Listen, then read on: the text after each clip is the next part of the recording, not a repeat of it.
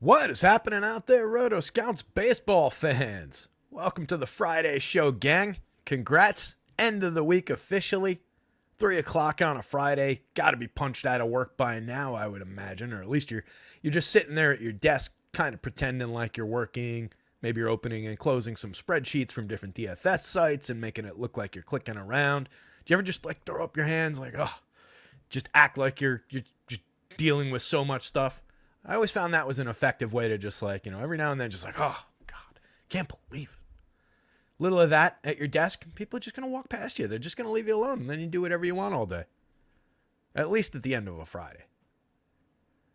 We've got Matthew Patterson here. We've got Andy Melman here. Happy Friday back to you guys. No Cujo yet. I'm sure he'll arrive. Anthony Taylor's here. What's up, Ant? Good to see everybody. Early start today. We've got a monster 12-gamer to get through, so I figured we could use the extra half hour. I'm going to try to do it as efficiently as possible. We won't waste too much time. We will do our best to catch up with confirmed lineups as they come out. I've got the few that have been released so far in the model here, but without further ado, let's just kind of jump into this thing. Everybody who's not here yet will catch up with us. Ugly, rainy, cold day here in New York. Already had to, or the New York area. I keep saying New York for some reason. I live in Jersey City. You guys know that. I've told you guys that. But New York's like right there. But the New York area, I was thinking baseball-wise. I had to turn the heat back on today. Got down into like the 50s, low 50s. I had the window open last night. I've had the windows open for the last few days. It's been so nice and just breezy in here. It's been great. Haven't put the air conditioners in yet. And then the temperature, the bottom fell out of the temperature. It was like freezing in here while I was punching everything up earlier, so I got the heat on. Now I'm actually starting to feel a little bit warm. But it is a nasty night in the New York area, kind of throughout the Northeast, up into Boston, covering the Mets game, of course. Baltimore, I imagine, is probably dealing with some of that same weather, but most particularly these two spots. Little bit of pitching weather going on there, which is a shame, because I do love the Red Sox spot, and I'm not going to go away from it by any means. At a 4.73 against Patrick Corbin, a pitcher that we love to target. Just kind of interesting that we're dealing with a lot of pitching weather. I think it maybe benefits Charlie Morton, who's drawing a pretty decent projection in the Mets game. Per Roth, there might be a bit of a delay before that one gets started, but he seems like he expects it to play all the way through. There's wind blowing in that game, too. There's wind blowing in the Boston game. So a little bit maybe dicey playing with the weather in those spots, but I think given the way that Vegas, at least with the Red Sox, still likes the Sox there, that's an interesting spot for offense. Starting at the top, Diamondbacks and the Orioles. Just an 8-run total, 3.85 or 3.86 on the Diamondback side, going up against Cole Irvin. Going up against Brandon Pfaadt, the Orioles are drawing a 4.23. Minnesota and Toronto. Joe Ryan, Yusei Kikuchi, 7.5 run total there. Two low-end run totals, 3.71 for the Twins, who have been, kind of rolling, hit and miss in a couple spots, but overall kind of rolling along. Yusei Kikuchi going for the Blue Jays, who were favored in this one, 3.88 total for them against Ryan. The Phillies and the Marlins, Ranger Suarez going for the Phillies. Forget who the hell's pitching for the Marlins, but it doesn't matter. 4.36 implied total on the Phillies side. Trevor Rogers going for the Marlins. 3.23 implied total on the Marlins side. Ranger Suarez pulling one of the top projections of the day. Very high priced, comparable price to Tyler Glasnow on the FanDuel slate. Very interesting spot there. The Braves with Charlie Morton on the mound going up against the Mets with, was it Quintana on the mound? Pretty sure. 4.33 implied total for the Braves, and then just 3.75 on the Mets side. So another reason to maybe consider some Charlie Morton shares at a fair price. Nats and the Red Sox, I mentioned Corbin, and they're going up against Tanner Houck, who's been very, very good. 3.36 implied total for the Nationals, 4.74 for the Red Sox, one of the higher marks overall on the entire slate. Actually, second overall. It's a slate that, a couple mid-fours, but nobody other than the Sox and the Rangers in Coors Field is even over 4.5. So it's kind of a low-end pitching slanted board. Some of these teams will break out, no doubt about it. But it definitely is not the highest run totals we've seen this week. The Guardians and the White Sox. Definitely interesting looking one. 3.85 implied total on the Guardians side. The White Sox 3.73. We've got Garrett Crochet going for the White Sox. Just a 7.5 run total there. Crochet is going to be interesting. He's been a lot of mixed results, pitching well under the surface, but teams have managed to score runs. He's had his big strikeout spots, but the Guardians, as we know, are pretty low strikeout. So it's an interesting one there, but both teams under 4 in that game. The Cards and the Brewers, 4.18 for the Cardinals, 4.41 on the Brewers side of things. A little bit possibly gettable for some Brewers bats. We've got the Coors Field game up at 9.5 runs, 5.51 implied total for the Rangers. The Rockies just at a 4.09 or call it a 4.10. John Gray going for the Rangers. Pitching really well. But I think he's overprojected in some spots considering the Coors Field of it. Potentially not. We've seen a lot of teams a lot of pitchers just blow away this miserable Rockies team, even in Coors games. So certainly possible, but I don't know. I'm not endorsing going to the Rockies against him necessarily. We'll look at it.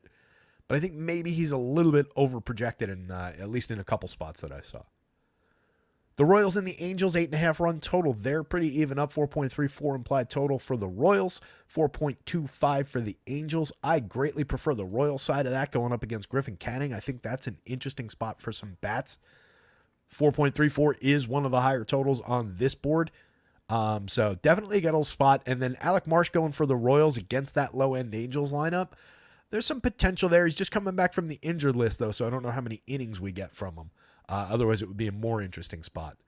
Dodgers and the Padres. Tyler Glasnow on the hill for the Dodgers. Last 3 games of the night, all below 8 runs, by the way. Glasnow going for the Dodgers, 4.30 implied total for Los Angeles. Padres at just 3.29 against Glasnow. Michael King going for the Padres, pushing a little bit of run scoring expectation in the Dodgers direction. Brian Wu coming back for the Mariners. He's pitched a handful of rehab starts. Threw around 80, what was the total? Cubs fan dropped it in. 66 pitches in 5 innings in his most recent rehab start on the 4th. I'm expecting 80, 85 pitches, 5 and change innings. I think that's reasonable. So he's projecting out pretty strongly for that, and he's very, very cheap. So I kind of like the spot for Brian Wu as just as a mixer, and maybe you get away with 5 in a win. Blackburn on the other side is affordable considering how well a lot of different starters of similar talent have done against this high strikeout Mariners team. So I don't think he's completely uninteresting. Then we've got the Reds and the Giants at the end of the night. Logan Webb going for the Giants and Andrew Abbott for the Reds. Just a 7-run total there. 3.22 implied total for the visiting Reds. 3.86 for the hometown Giants, potentially with a little bit of a Coors Field hangover. The real question is, what do we think of Gasser at 5K against the Cards? I've got him at like a 9 and change DraftKings projection. He's not on the FanDuel slate.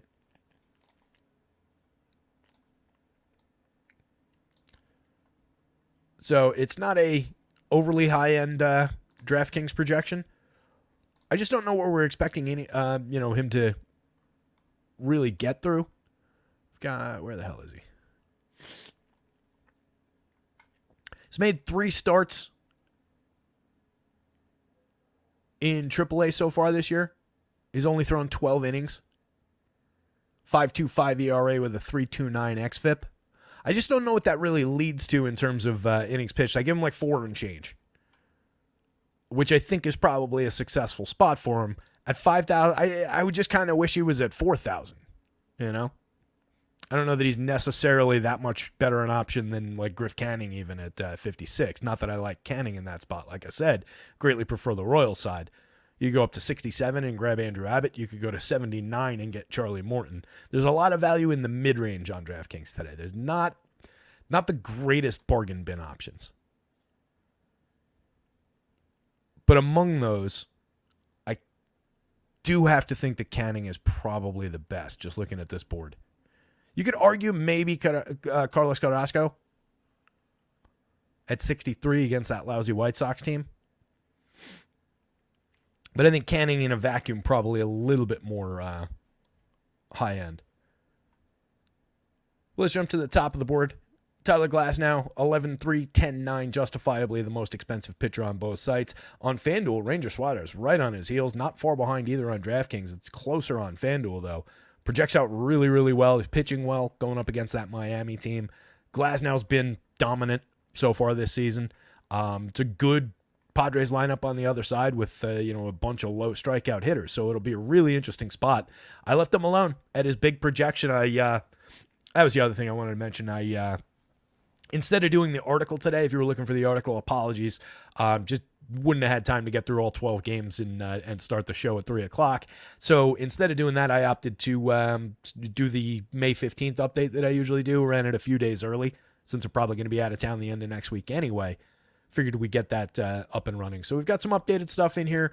It also is the point at which the pitching projections are kind of fully unleashed. So you see a little bit higher for some of these guys, especially at the top of the board. Guys like Glasnow projecting into the 40s, Suarez in the high 30s, Joe Ryan mid-30s, Morton. It's just a couple of points for some of these guys beyond where a week ago they might have been. But we're fully unleashed now. It's got some updated info about what's happened to this point this season, with some changes in the background projections for pitching, but not yet for hitting. So it's a weird mix of things that need to happen to not let the model get carried away with what's gone on this year. So that comes a little bit later for hitting when we do an update to the backbone projections. But I ran that for pitching because it's about the right time. So again, Suarez picking up a great projection up at the top of the board. Makes total sense against the very weak Miami team. You've got Joe Ryan there. A couple rough spots for Joe Ryan. 9,800, 10-1. I think justifiable pricing. The Blue Jays are a little bit low strikeout. They've been scuffling along, but they've got some excellent hitters in that lineup. A little bit of a tester spot for Ryan. Morton, definitely really like, and again, just really strong pitching conditions here. It's a low 50s afternoon, so it's probably going to trend into the 40s tonight, I would have to think, or at least, it's not going to get warmer after the sun sets, let's put it that way. Wind blowing in, kind of rainy-ish, overcast kind of a night. Just seems like a really good pitching spot for Charlie Morton, who is a good pitcher, going up against a middle-of-the-road Mets squad, especially at that DraftKings price. That's super interesting, 7,900. Garrett Crochet, left him alone, 8,900, 8,100. I'm not entirely comfortable with it, given the low strikeout nature of Cleveland, but he's gotten some good teams for strikeouts. It's just a matter of what happens with the runs. He's been a little bit unlucky for some runs, so the ERA compared to the xFIP is off a little bit. I do think Crochet's a very, very talented lefty. Yusei Kikuchi, a little bit more steady, let's say. We've gone through struggles over the years with Kikuchi. Obviously, for a while, he was a big-time target for power, but he's been good going up against that Minnesota team, projected to keep him down. Vegas likes him to keep them down. So I think that's an interesting one. Andrew Abbott at 8,367. Apologies if I didn't mention him in the bargain bin conversation. At 6,700, that's a really interesting option. He's a talented enough pitcher going up against San Francisco in San Francisco at the end of the night in that game that has a 7-run total. Part of that is because Logan Webb's got the Reds so checked down, but he's got the Giants down at 3.86. That's a really interesting spot where he could potentially find some strikeouts too. So given the price on DraftKings and also as an $8,300 option, he's right in the solid mid-range where if you want to go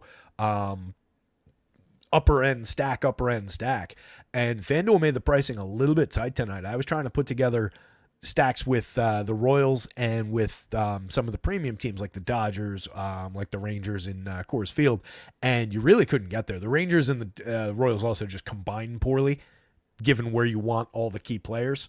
So it's really tough. Like you want a catcher and a first baseman from the Royals with a shortstop, so you can't get Semien and Semien and Bobby Witt in the same lineup. You can't get Nathaniel Lowe because you've blocked off both first base and util. So you have to dip down into some of the lower end options of those teams. And it gets a little challenging, and then you're also dealing with one of these mid-range type pitching options.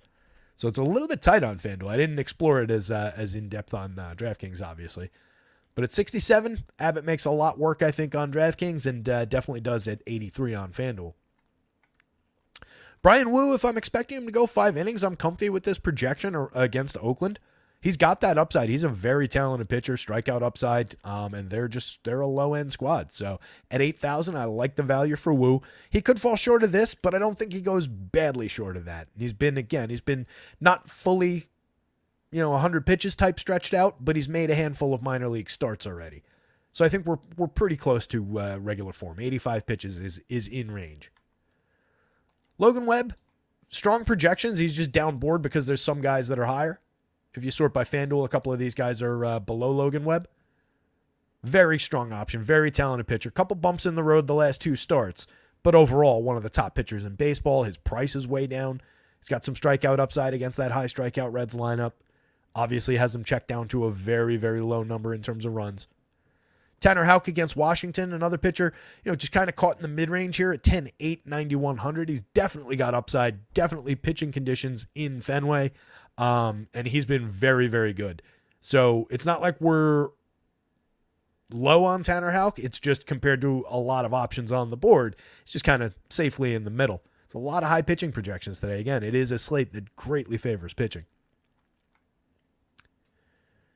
Brendan Fate, 7,500 or fought 7,500, 7,700 across sites. A reasonable price for the upside. There is a real ceiling on that pitcher. It's just the matchup against the Orioles. They're really, really good. They're showing some power against. But at the price, I wouldn't have anything against rolling the dice on a few shares. You can see the notable gap, though. There's like a 5-point gap, or if you're using FanDuel, a 4-point gap between these guys and the top of the board. So that's a notable haves, nots kind of a group. Once we dip down here, I think, Brandon Pfaadt is totally playable. I think Paul Blackburn against that high strikeout Mariners lineup at 87, even on FanDuel, it does put him in this kind of a range. I'd rather have these 2 guys. But that's not a bad spot for a talented enough pitcher. Blackburn's no ace, but he's good enough. We've seen him win DFS slates before. 75, he's easily in the value mix on the DraftKings slate. John Gray, like I said, projects out okay for a Coors Field game. At 7,400, 7,200, it's another spot where you are getting a very talented pitcher who's on form, pitching very well, going up against a really bad lineup. It's just the ballpark there. I think we're a few points shy of where he's projected in some other spots. I'm comfy being there. I think it's the right spot to be. Like I said, I do think he's maybe over-projected in some spots, but definitely good enough to beat that projection and beat that team. Lance Lynn from the mid-range, it's better on FanDuel at 7,300. Hasn't really been good, been delivering like 24, 25-point performances right around where he's projected. At 87 on DraftKings, I really don't think you need to go there, especially not with Yelich back in the lineup from Milwaukee. It's just not a great spot. Michael King going up against the Dodgers, doesn't really project well. You've got a pretty healthy bottom end of the board here that doesn't project well on this slate as well. Kind of most of the obvious spots. So I just don't think you need King to tangle with the Dodgers. He's only been okay this season. Alec Marsh, just don't know what the innings look like. I think there is a little bit of upside for the 7,000 on either site. I just don't know if we're booking a quality start at 7,000 against for Marsh just coming back off the IL. It was an elbow issue, but it was a bruised elbow. It wasn't like an elbow strain or anything. So I'm not that worried about that. But it's just I really don't know if we get the 6th inning there. So I question it a little bit, but the price is definitely right for that matchup. You're also dealing with, a lower mid-type pitcher. Cole Irvin, just don't want to tangle with the Diamondbacks there. The price is okay. He projects out okay for the matchup. But again, it's another spot where you're dealing with like a C- type pitcher going up against a good lineup that's fairly low strikeout. Griff Canning on and off is a total launching pad. Can have his days where he finds some strikeouts, but again, I greatly prefer the Kansas City side. The price is very, very low on DraftKings, though. I do think that you can use him as a value dart over on DraftKings as an SP2 just value bargain bin type guy. Same with Carlos Carrasco against the White Sox. 6,600, 63. I'd probably rather not do it on FanDuel, but as a bargain bin dart on DraftKings, it's okay. Quintana against the Braves, I'd really rather not. Trevor Rogers against the Phillies, no thanks. Gasser against St. Louis, we'll talk about it again in a minute when we get there. Maybe as a value mixer on DraftKings. Like, you're not that far off the projections from these guys. So if he gives you that instead of that, for the discount, maybe you're okay. Corbin against the Red Sox is really a no for me, and then Gomber, no thank you. It's against Texas at Coors. So that's the rundown. We'll get back into this and dip a little bit deeper. Yep, Jake Swales, Vinny P, Massey, Melendez, canning an absolute dumpster fire against lefty bats. I like, you guys know I like MJ Melendez. He's just been a little bit shaky, inconsistent this year. But, Vinny P and Massey definitely. And then Sal was the home run pick of the day. So I like that Royals spot a lot. I definitely do. That's my main placeholder right now is Royals. And I forget who I eventually got. And it might have been Royals Red Sox, actually. Because those guys fit together okay. It's just, it seems any team with a premium shortstop and like a good first base catcher util combo where you want like 2 first base types on FanDuel does tend to be a blocker to a lot of good teams, right? Usually you get one team that's got those positions filled out well, and then third base falls into that a lot. And then one team that'll fill a couple outfield spots and then whatever middle infield spot is open. But they can block one another off. And that was what I was finding, again, with Kansas City and Texas on FanDuel, at least. So let's get into this thing a little bit. Welcome to everybody who wasn't here at the very top of the show. Got 30-some-odd people hanging out now. We got to see Larry C's here. We've got Anthony Taylor. Anthony Taylor Glass now might be like Mr. Gray last night. Could be. Look, it's baseball. Could definitely go that way. Sonny Gray a little bit more up and down over the course of time than Glass now. Glass now, when healthy, is pretty consistently high end. But yeah, it could absolutely happen. And it's not a bad team on the other side. So definitely something to watch for. But 30 odd people. And 30 odd, 30 something like 30 people. But yes, a bunch of oddballs here hanging out talking baseball in the middle of Friday afternoon. So, Mamba's here, and Andy, and Jake, and Anthony Taylor, and anybody else. Cujo finally showed up. Anybody else I didn't say hello to? Hello to you. Welcome. Hit the like button. Hit the subscribe. Check out our guys over at acemind.io before we get started. Sim tools over there, optimizer, all the major sports. Tons and tons of value out of that site. Some of the lowest pricing in the industry, if not the lowest pricing for sim tools. You can check it out for 3 days for free from them. And then if you decide to subscribe, promo code rotoscouts, all in caps, gets you 20% off your first month. Let's dive in. All right, Cole Irvin. We'll start there. 16.1% strikeout rate, over 34 2/3 so far this season. Just a 5.1% walk rate, a 2.86 ERA, but a 3.97 xFIP. Pretty good in terms of the whip. Hasn't really given up all that much power. Last season, gave up a little bit more in terms of premium contact. A little bit resulted in some more home runs. 4.42 ERA, 4.47 xFIP. A little bit better for strikeouts last year. He was getting more swinging strikes. He was picking up a little bit better of a CSW overall. Year before that, it was more like this. The swinging strikes were in line with that, but he wasn't finishing off hitters, kind of like he hasn't so far in the small sample this year. Stuff Plus doesn't really love him. Like I said, he's a C minus kind of a pitcher. At 7,300, 8,100, why do that? Why tangle with the Diamondbacks with a lefty who's just kind of mediocre? So he's really not on the board at these prices for me. If he was cheaper, I could see it. At 73 on DraftKings, he's here. So like he's similarly priced to a lot of these guys, and he's not crazy far off the projections. But if you're playing it that way, why would you take one of the lower end matchups? Take the low end pitchers at those prices in a little bit stronger of a matchup. Wouldn't shock me if he had an effective enough start, 3-4 runs allowed over 6. I don't think he's terrible. But I think this Diamondbacks team is pretty good. There's not a lot of strikeouts, 18.7% for this confirmed Diamondbacks lineup. So it's just a why would you spot. Strikeout high for the season for Irvin is 5. That was against Oakland 2 starts ago over 7 innings. He has pitched into the 7th his last 3 starts. So again, I do think realistic opportunity for depth. But even with those starts, he went 6 2/3 against Kansas City, struck out 2. He went 6 1/3 against Cincinnati and struck out 4. That's not great. He was good in those games, though. He hasn't allowed an earned run in any of those 3 starts. So there is an ability to check mediocre teams. That was Kansas City, Oakland, and Cincinnati. Let's see what he does against Arizona before we get too excited. Brendan Fought, 7,700, 7,500. Price is definitely right. You can see a healthy 24.1% strikeout rate, just walking 3.4%.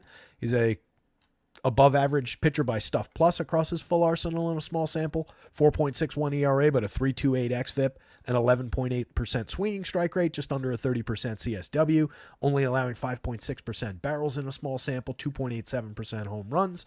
Last year, that was a little bit more in terms of damage, but a lot of this came early in the season. Remember last year, I forget whether he broke camp with the team or not, but he was pitching early in the year, and he was a disaster. And he went back down, and then he came back up, and down the stretch, and then especially in the playoffs last season, he was dominant or really, really good. And that's the guy that mostly we've gotten this season. It's been a couple of rough spots in terms of earned runs. He had a 6-run start on 7 hits over 6 innings against St. Louis, low-end St. Louis too. Gave up 2 homers in that one, only struck out 4. He's got 3 games where he only struck out 4. The low after that is 6 over his 7 starts. He had an 11 strikeout game. That was against the Mariners 2 starts ago. That was a great start. 11 strikeouts. Gave up a homer, 2 earned runs, but only 5 hits. He's gone 6 in each of the last 2. He's pitched into the 6th inning in 5 straight. 5 1/3 against St. Louis. In a different start, he gave up 2 earned on 2 hits, struck out 4, walked 3. 7-inning start against the Cubbies, 6 strikeouts, gave up a homer, 2 earned runs. So he's been mostly effective. There was a 5-run game against the Braves at Atlanta, followed by that 6-run game. After that, it's only a 3-run low, or a 3-run high, rather. Easily able to book the quality start. If they beat Cole Irvin, he could get the win bonus. It's just, what does our ceiling really look like against an Orioles team that is really good and is probably going to come out here and put some runs on him? They're showing a little bit of power through the model. They're a fairly priced team as well for as good as they are. It's just, I think there's a little bit of back and forth on that where I'm not going to get carried away even with some home runs showing. I don't know that it's necessarily the spot to get carried away with Orioles bats either. If they're super low owned, then maybe over a bunch of shares you can grab some some of the Orioles as a stack. They're not off the board by a long shot. They're a very good team and they rank out pretty well in terms of our stack rankings. It's just, you do have a pitcher on the other side that could easily check them to 3 or 4 runs over 6 innings before maybe they get to the bullpen. At 75 on FanDuel, it's a little tough on such a deep pitching slate. There's just so many options. Why do you want to tangle with the Orioles? 7,700 on DraftKings. I do think he's in the value mix, right there in the middle of the board. But again, he is the first guy after that dip. So there is that to consider. And you've got a couple of these similarly cheap guys up at the top. But he's firmly in the mix for value shares on DraftKings. Questionable on FanDuel. I would get to both of these teams against. Obviously, stronger spot for the Diamondbacks bats. They don't necessarily project out as high because we've got a couple low-end guys down the bottom of the lineup. Blaze Alexander hasn't been bad, but he's taken a dip over the last couple of games. 278, 373, 472. The on-base is still good. Still creating runs. 43% better than average over 83 plate appearances. Was a good OPS option in the minors, so showing a little bit of power, a little bit of on-base skill. It's probably what he's going to settle into. Doesn't project out great at the bottom of the lineup. It's kind of dragging the overall average down. Kevin Newman, same thing, justifiably dragging down the average, 46 WRC+. You've also got Gabriel Moreno. No home runs so far this season, just a .077 ISO, 97 WRC+. Little disappointing over 104 plate appearances, but a high-end catcher bat over the long term. A kid that I do expect to develop into a good hitting catcher and probably climb the lineup when he does. Junior Suarez, a little bit more frisky in last couple of days, 3 home runs, a stolen base on the season, 226, 292, 350. Not off to a great start, not making premium contact overall, but maybe showing some signs of life recently. Rendell Grichuk in the 5 spot today, 32, 27. He's got a home run, just a 143 ISO, 1% above average, creating runs over 55 plate appearances. He's at least cheap. Maybe a cheap angle into the top end of the lineup from there. The guys you really want are the top 4, obviously.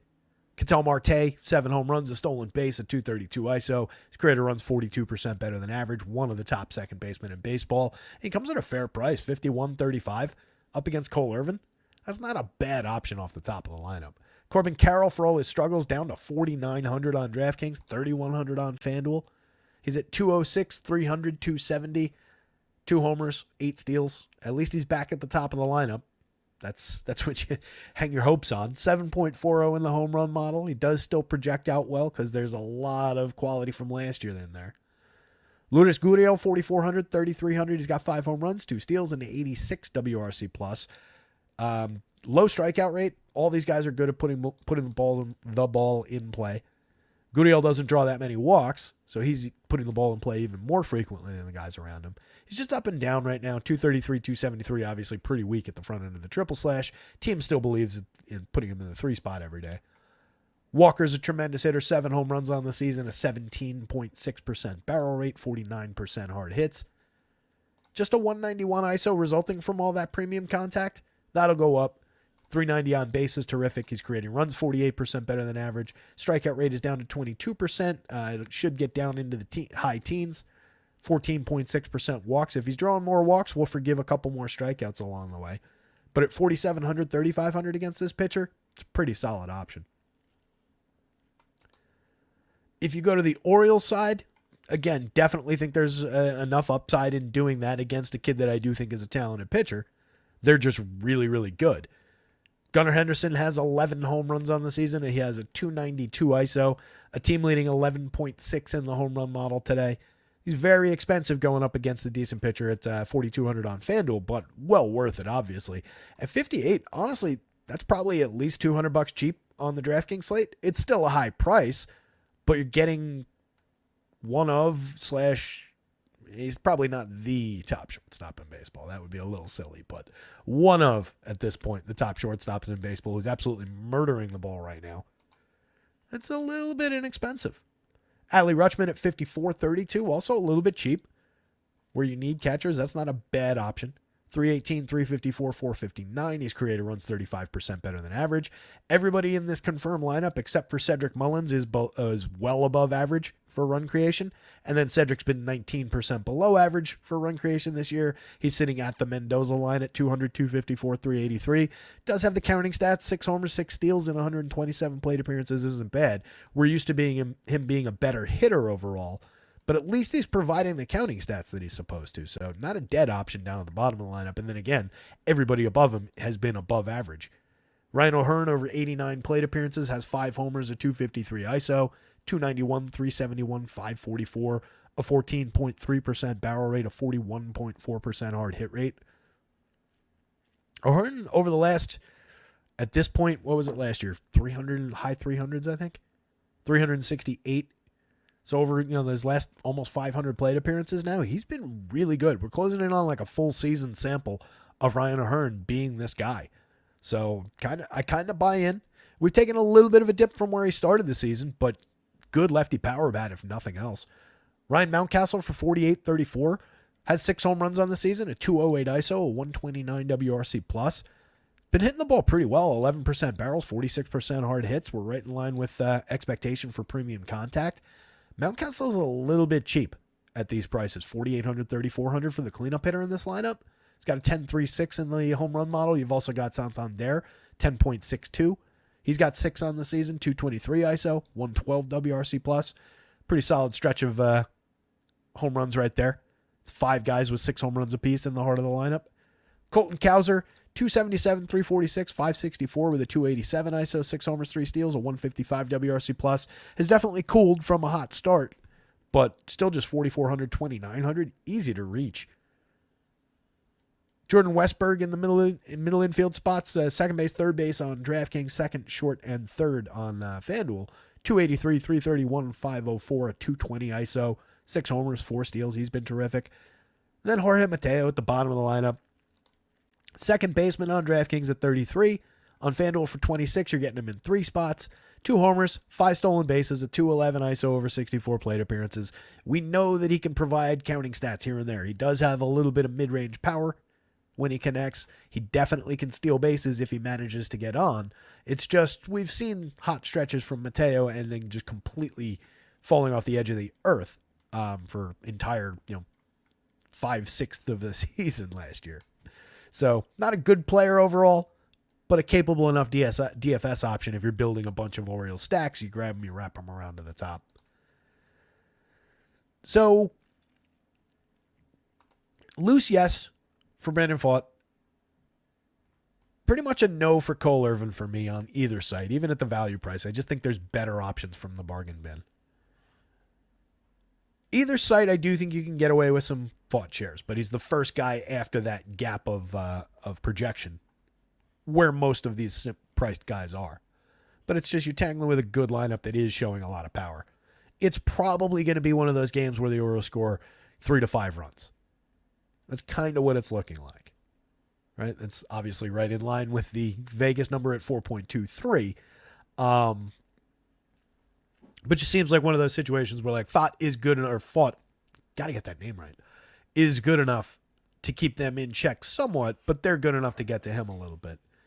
I'd prefer the bats on either side. I'd prefer the Diamondbacks to the Orioles just by a nose, just given the pitching matchup. I like the top end a little bit better. Priorities through there, but Moreno definitely playable on DraftKings. And then easily the top end of the Orioles, but that continues. Orioles at least 1 through 7, and for me, Mullins and Mateo are on the board, so for me, the Orioles are 1 through 9 if you're going there. Game 2. Now look at all these lineups. Let's see. Do we have these? We do have Toronto. I'll grab that one. I'm going to try not to type any lineups in because that just takes time. But any that pop up on labs, I'll drop in.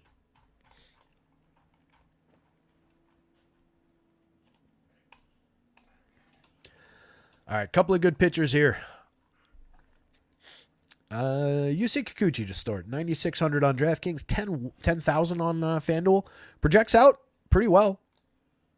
Right here, there's better options from to my mind, but I definitely think he's playable on either side. He's got a 26.5% strikeout rate on the season, a 2.72 ERA with a 2.88 xFIP, right in line with one another, generating an 11.4% swinging strike rate with a 29.6% CSW.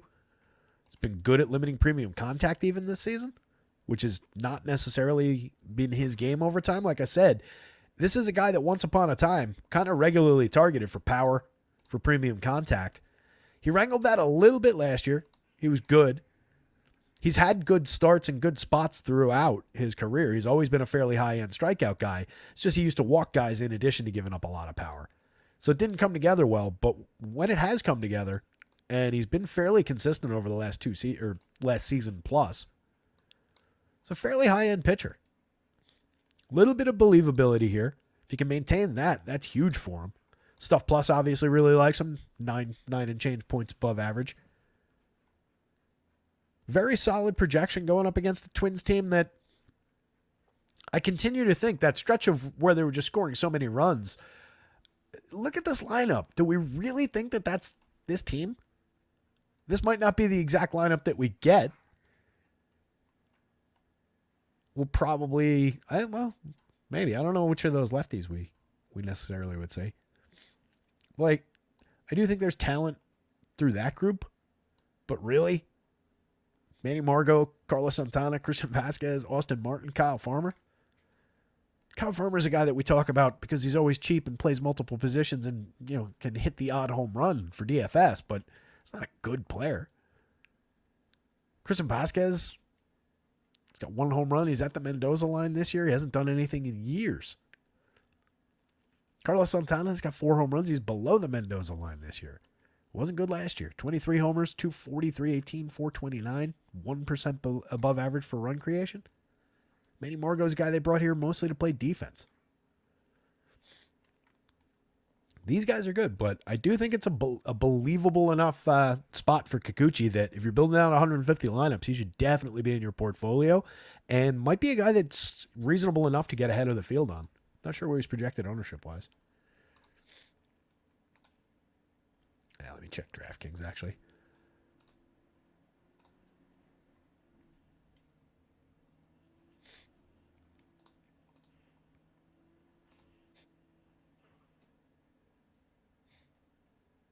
Single digits ownership on DraftKings. Interesting enough at 96. Not your top option, because he's SP1 level pricing, but at very low ownership, he could easily succeed at that price. And he comes a little bit cheaper than some of the aces. On the other side, Joe Ryan not projected out all that far ahead. going up against a fairly low strikeout Blue Jays team. You do have Vladdy underperforming his strikeout rates. Varsho right around his typical. Davis Schneider in the leadoff spot actually overperforming his. Actually, now that I'm seeing this is a mess of a Blue Jays lineup. Holy shit. All right, so no George Springer at the top. Obviously, he hasn't been great this year anyway. When I say mess, I don't mean in terms of like current season performance, because obviously putting those guys at the top, given their WRC plus marks, is the more logical way to build this lineup right now. But wasn't expecting Davis Schneider lead off. 3,800, 2,900 for him. Bo Bichette sliding all the way down to the 6th spot now. At worst, it makes it even more believable for Joe Ryan at 10-1, 9,800. I think he's an interesting option. 28.4% strikeouts on the season, a 3.7% walk rate, 3.54 ERA with a 3.11 xFIP. You can see Stuff Plus hasn't liked his arsenal at all this year, but it's working overall. He's given up some earned runs throughout, but a 3 earned run high on the season. So he hasn't given up 4 earned runs. He's pitched into the 6th inning every game. He's completed it 5 times. Went 5 1/3 in the 2 other starts. But pretty reliable depth, pretty high-end strikeout option, and finding a way to succeed with an arsenal that Stuff Plus doesn't actually like. 13.2% swinging strikes is excellent. 29% CSW is very good. He's also been good at limiting hard hits. 32.1% despite 8.3% barrels. 88.4 on the exit velo is fine. It is a fly ball trajectory. He can get got for home runs. Excuse me. Gave up a home run to Boston his last time out. He gave up 2 to the White Sox in a messy start a couple starts back. It was only 3 earned runs total, and he struck out 8. Went 6 innings, so it was a quality start. But the 2 home runs weren't all that helpful. Strikeout high of 12 on the season. That came at Detroit. Walked 1, gave up a homer, but just 1 earned run on 3 hits.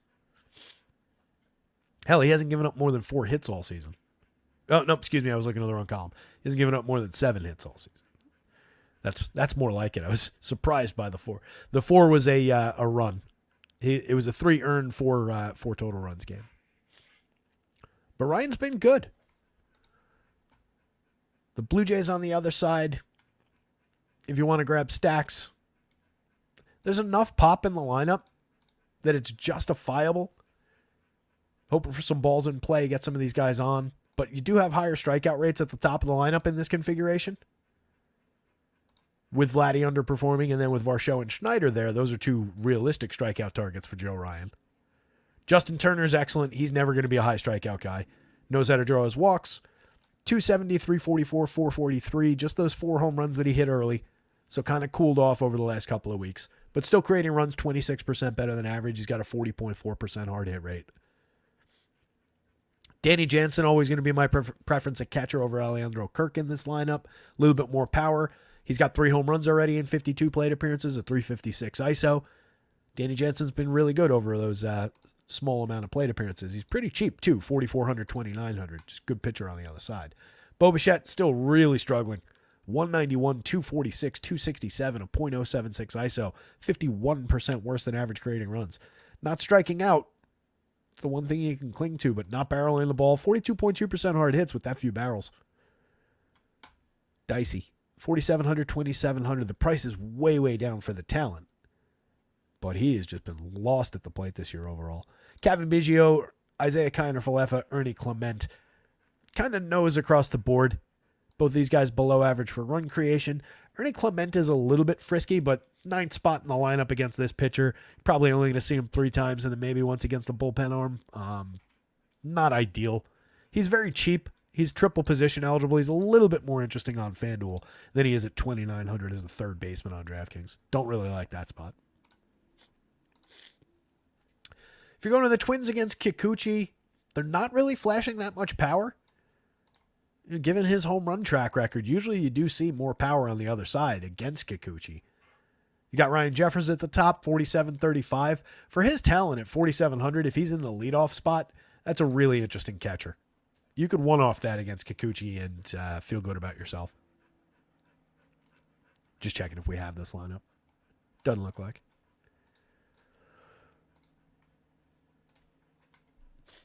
Lone Wolf's here. What's up, Lone Wolf?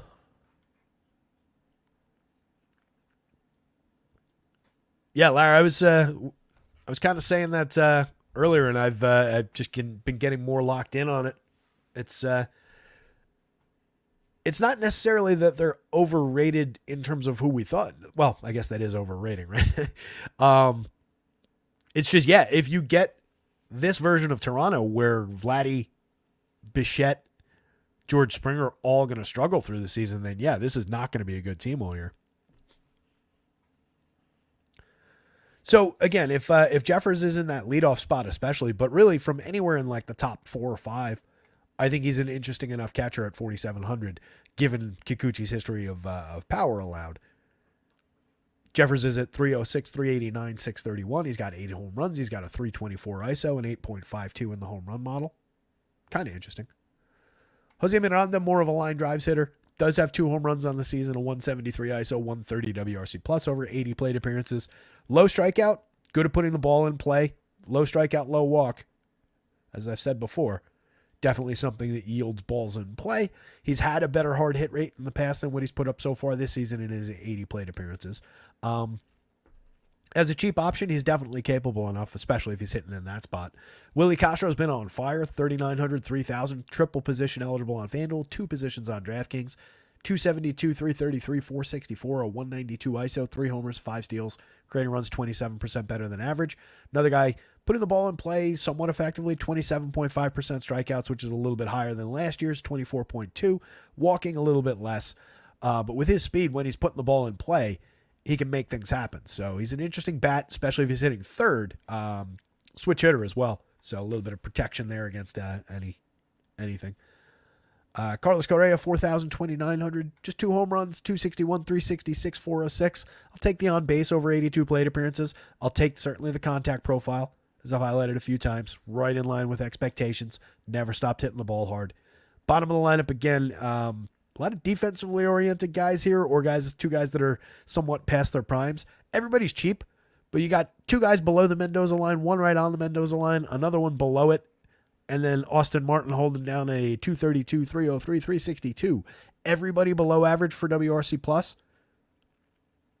Right, so that's why I'm saying it's kind of a minor miracle that this team scored so many runs recently, if this is the collection of guys we're talking about. There are obviously some other guys that mix in, but against the lefty, you probably don't see your Kirilovs and your Larnachs of the world.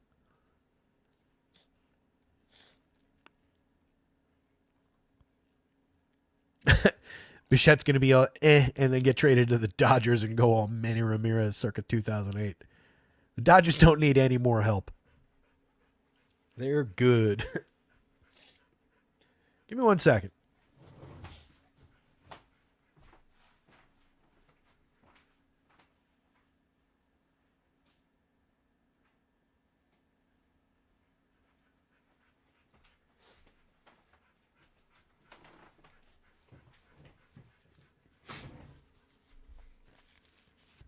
Excuse me. Just needed to grab a tissue there. Anyway, we're back. So both pitchers are yeses in this one. Kikuchi's on the board, especially at 96 on DraftKings. I think there's a little bit of a salary gap there for a similar projection, a little bit of talent. And Joe Ryan on the other side, 10-1, 9,800 is very good pricing for him against a very gettable Blue Jays lineup. Less enthusiastic about the teams. I would definitely prefer the Twins against Kikuchi than the Blue Jays against Joe Ryan. I think if you're stacking Blue Jays, it's probably top 4 plus Bo Bichette and then and Danny Jansen, honestly. So call it top 6. Bottom 3 are pretty weak. If you're stacking Twins, it really depends on what comes out in the lineup. But among these guys, it's really just top 4. But I do think it's against a more gettable pitcher. Maybe the Twins are a more interesting source of one-offs, considering Jeffers at price, especially on DraftKings where you need him. Jeffers at 3,500 on FanDuel, a lot less interesting as a one-off or as anything. Correa, honestly, at 29 on FanDuel and 4,000. There's enough talent there to one-off him at shortstop. Castro, just for a fair price, if he's hitting that high up in the lineup, is also kind of interesting.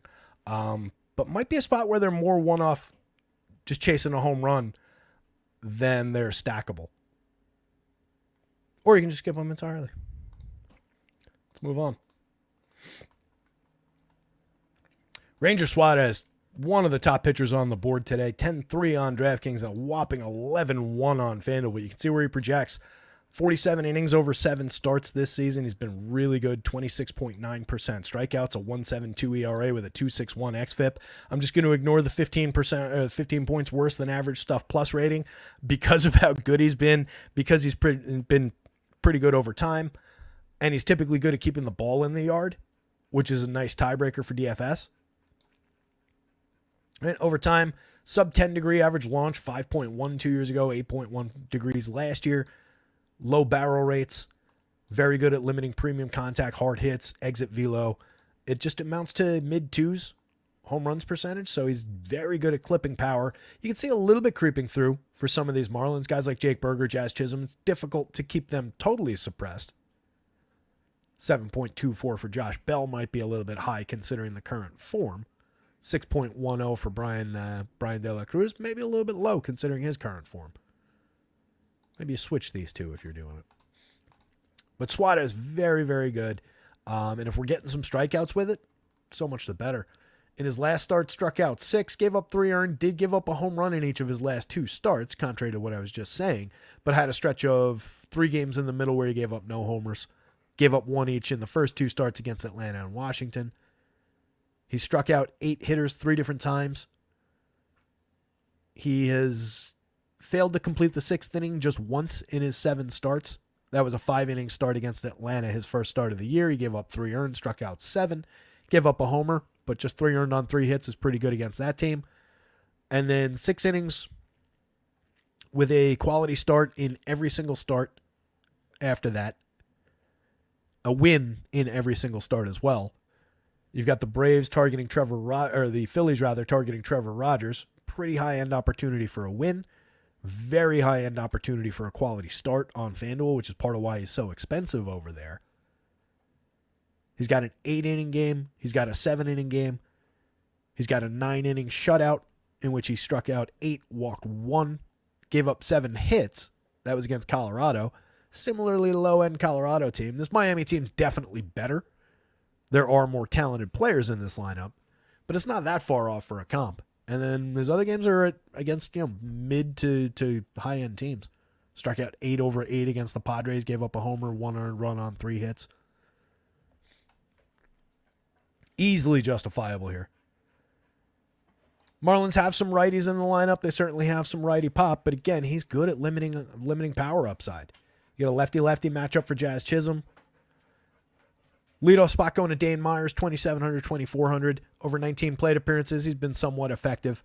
We'll see what we get over time from Myers. In 70 plate appearances and a cup of coffee last year, 269, 286, 358, 1 home run, 1 steal. If you choose to stack up against Ranger Suarez with a bad team, good luck to you. They'll definitely be low owned, but it's one of those spots where it's just more of a why would you do it kind of a contrarian spot, other than just I want to be on a total island if they happen to go off. But as we've talked about before, you do, outside of just booking that super low ownership and that contrarian angle, you do typically want to do that with a little bit of probability on your side. So it just doesn't look like a high-end spot to do that. You want to have a little bit of home run upside. And I think, even with a couple decent ratings in here, I think they're pretty limited. It's also a team with a very limited bottom half of their lineup, basically. De La Cruz has been good. 8 home runs, a stolen base, a 205 ISO, creating runs 23% better than average. But Josh Bell has been bad. 201, 290, 306, 24% worse than average for run creation. Jake Berger missed a chunk of the season. He's only made 76 plate appearances. He does have power. He was putting bat on ball okay so far. He has 3 home runs in those 76 chances, but just a 159 ISO, a 71 WRC plus. Plenty of swing and miss there. 27.6% strikeouts last year, 23.7 in the small sample this year. This will probably trend upward. Jazz is striking out a little bit less than he did last year, but a lefty spot. He's also at just 236, 314, 400. He's got a 103 WRC plus, 5 homers, 8 steals. Tim Anderson, been completely lost for better than a year now. Manuel Rivera, low end, 203, 286, 230, 55 WRC plus. Christian Bethancourt, over 48 plate appearances, hasn't done anything at all. Negative 35 WRC plus. Vidal Brujan, 2% better than average for run creation over 71. 2 stolen bases. It's really the only DFS relevant thing he's done. It's a low-end Marlins team. If you're going there, it's top 5 at most. And I would say grab your favorite 3 out of those top 5 and really trim it down. But it's probably not a good angle, even from a contrarian sense. These guys, on the other hand, a lot more interesting. Trevor Rogers, just 2 1/3 in his last outing, gave up 8 earned runs, struck out just 1, walked 3, 2 home runs allowed. That was against the Athletics in Oakland. Against the not that much better Nationals, struck out 3, walked 3, gave up a homer, 3 earned runs on 4 hits, managed to get through 5 in that one. Has yet to complete the 6th inning this year. Strikeout high of 6. That came against the Giants over 5 2/3. He gave up just 1 earned run in that one. That was his best start of the season. At least 2 earned runs in every other start. That was twice. He gave up 2, and then more than that in every one of the other starts. He's only been completely obliterated the one time. But I think this could be a good candidate to be the second time. It amounts to a 17.6% strikeout rate with a 6.15 ERA, a 4.21 xFIP, giving up plenty of premium contact. Not that many home runs for this amount of premium contact because he kept the ball down a little bit. Was good at doing that in a very small sample last year, but not that good at doing it in a larger sample 2 years ago. So I believe in the home run ability for the Phillies. You get Kyle Schwarber off the top at 9.16. Model's not going crazy for them. Model's capping their home run upside a little bit. It's probably a little bit more lurking there. Schwarbs has 9 homers on the season. He's got a 106 WRC plus, 318 on base with a 211 average. As long as this stays in this type of territory and he keeps above the Mendoza line, he's going to be above average for WRC plus. Tremendous power in the bat. Just a 190 ISO so far. That's one to watch. That'll go up. 32.4% strikeouts, but he draws his walks, crushes the ball when he makes contact. Schwarbs is premium power bat. JT Realmuto, if he's hitting second, is definitely interesting as far as a catcher potential one-off opportunity at 5,200 on DraftKings. Playable at 3,000 on FanDuel. You got to book multiple first base util configuration if you want Harper alongside him. Harper's got 9 home runs on the season. Realmuto's got 5. 176 ISO with a 114 WRC plus for the catcher. 262, 150 for the first baseman. Alec Boehm at third base, 5,500, 3,700, has been tearing the cover off the ball this year. 203 ISO, creating runs 72% better than average. 346, 413, 549, striking out just 15.3% of the time. Dead in line with what he did last year, walking a little bit more than last year, making better premium contact than he was last year. Lot to like about Alec Boehm to start the season this year. Nicky Castellanos, 4,100, 2,600, basically the exact opposite of everything I just said about Alec Boehm. Hasn't been good so far this year, but overall is a good hitter. Whit Merrifield hasn't been great. 2 homers, 4 steals, 88 WRC plus. Been pretty limited in just 64 plate appearances, but there is talent there. A very good hit tool. Not a ton of power, but like lower mid-range type power, 12, 15 home run type power. And definitely the ability to steal a base if he gets on. Just a moderate amount of plate appearances, hasn't really done anything yet. Edmundo Sosa been a little bit frisky recently. 273, 351, 455. He's created runs 31% better than average over 38 plate appearances. Last year in 300, he hit 10 home runs, 4 steals, 92 WRC plus over 300 plate appearances. Not bad. A playable part from late in the lineup that we want. Christian Pache at 2,000 dead min on DraftKings. Hasn't done anything really this year. 2 home runs, 2 steals in 95 plate appearances last year. Over 260 in 2022. He had 3 homers, 2 steals. He hasn't really been all that good outside of defense at the major league level. Johan Rojas, a little bit productive here and there. A homer, 7 steals, but hasn't really been great. 61 WRC plus, 216, 266 at the front end of the triple slash. Last year, over 164, he was at 302, 342, 430. He created runs 9% better than average, stole 14 bases in the small sample. There's talent there. He just hasn't really put it together with the bat. So if this is the version of the Phillies that we get, the top 5 are a lot more interesting than the bottom 4. But a couple of these guys can be used to offset some pricing if you need them. Ranger Suarez, big yes.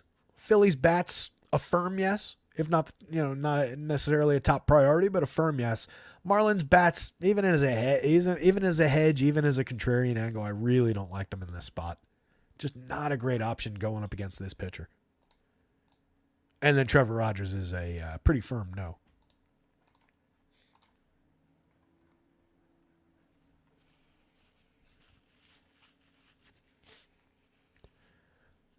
Larry C says, I forgot Victor Robles was still in the league.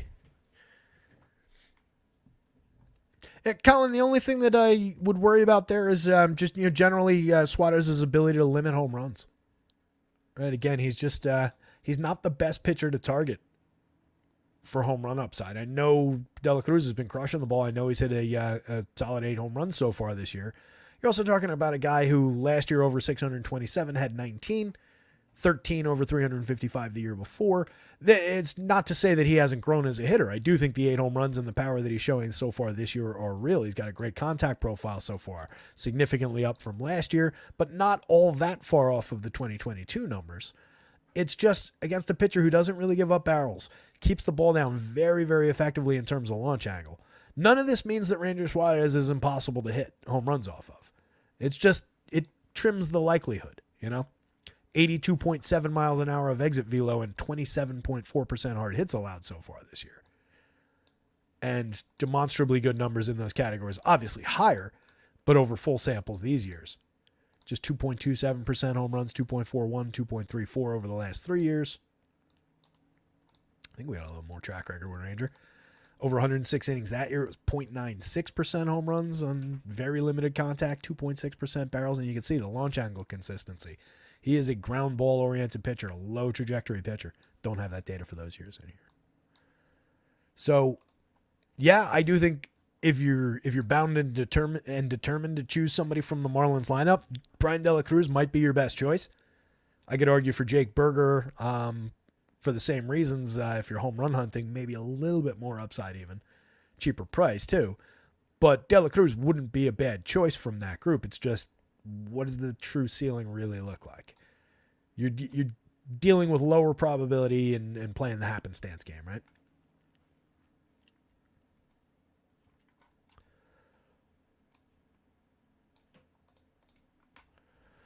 Charlie Morton. I talked about this spot a couple times already at the top of the show, but again, 7,900 for Charlie Morton on the DraftKings slate just feels low.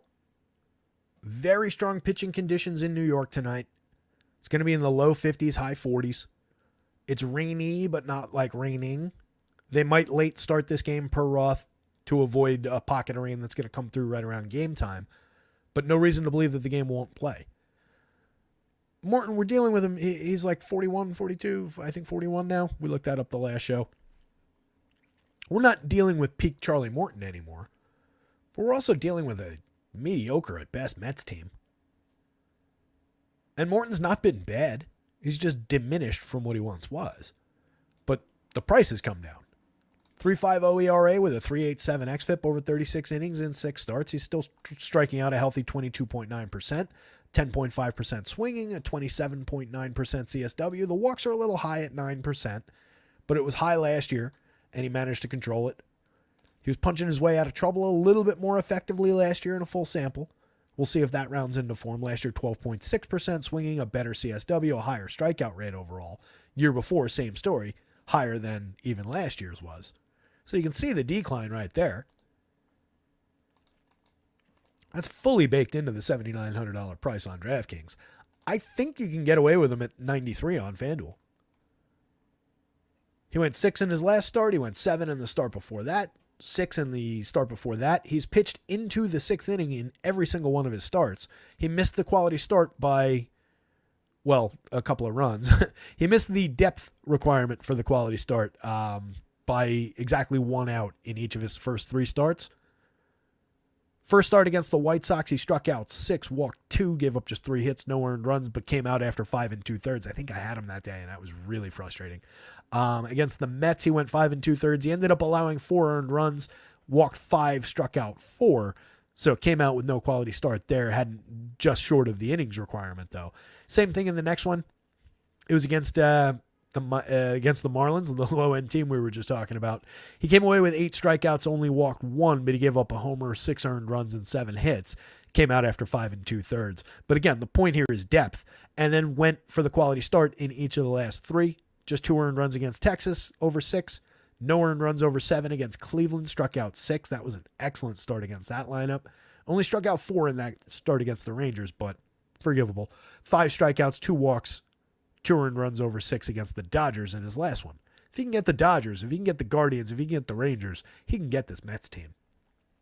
So for the money on DraftKings, for sure, Charlie Morton is interesting. At 93 on FanDuel, I think the projection is fine. I just probably lower ceiling, right? Glasnow with his projection obviously steps up to a higher ceiling and has a higher ceiling in a vacuum. Morton from here, you're probably projecting out to a ceiling, from here to 50 and change on the FanDuel scale. But there is ceiling there. 6 innings, quality start, win bonus. I think he's totally in play. If you grab a big share of Charlie Morton, maybe you can grab some hedge stacks of Mets, but they don't look especially great. Home run model doesn't love him. Even Pete Alonso just at 8.95. Petey's got 9 on the season. He's got a 234 ISO. He's above average for run creation at 112, but just 212, 297, 445 in the triple slash. The hard hits still notably absent. 30.2% hard hits is down for him. His hard hits were always a little bit behind expectation given the barrel rates and all the home runs that we see. But this year, that's a big dip. Very small sample again. You're getting Pete Alonso as well at just 5,000, 3,300. So there's some inherent value just in the price for that player. Same thing with Francisco Lindor, who is maybe catching on a little bit. I haven't looked at the game logs for the last couple, but I think he was sub Mendoza the other day, and now he's at 211, 283, 387. But the ongoing point that I'm going to keep making with Lindor, just 15.7% strikeouts. We're getting balls in play, and they're well-struck balls in play. We are not far off the mark for his premium contact. He's been unlucky in a lot of spots. The BABIP is way low. He's got 6 homers. He's got 4 stolen bases. He's not that far below average for run creation, and he's very cheap for his talent across sites. So while we're struggling, I don't think we're that lost with Lindor. It's not like Tim Anderson kind of lost, right?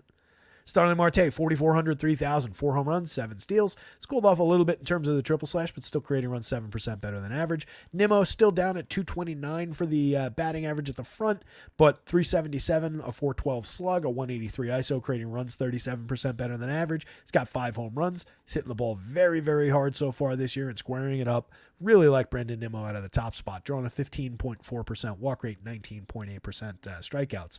Once the average clicks into place, he's been unlucky as well. Tremendous option at the leadoff spot. DJ Stewart, JD Martinez, a little bit of lefty-righty power. Both just in the middle for home run upside, though. DJ's got 4 home runs. JD is yet to hit one, but over 41 plate appearances at 297, 350, 351, 109 WRC+. Totally playable. Forgot to check whether this lineup was in. This lineup is in. DJ's not in the lineup, but the other guys I've talked about so far are.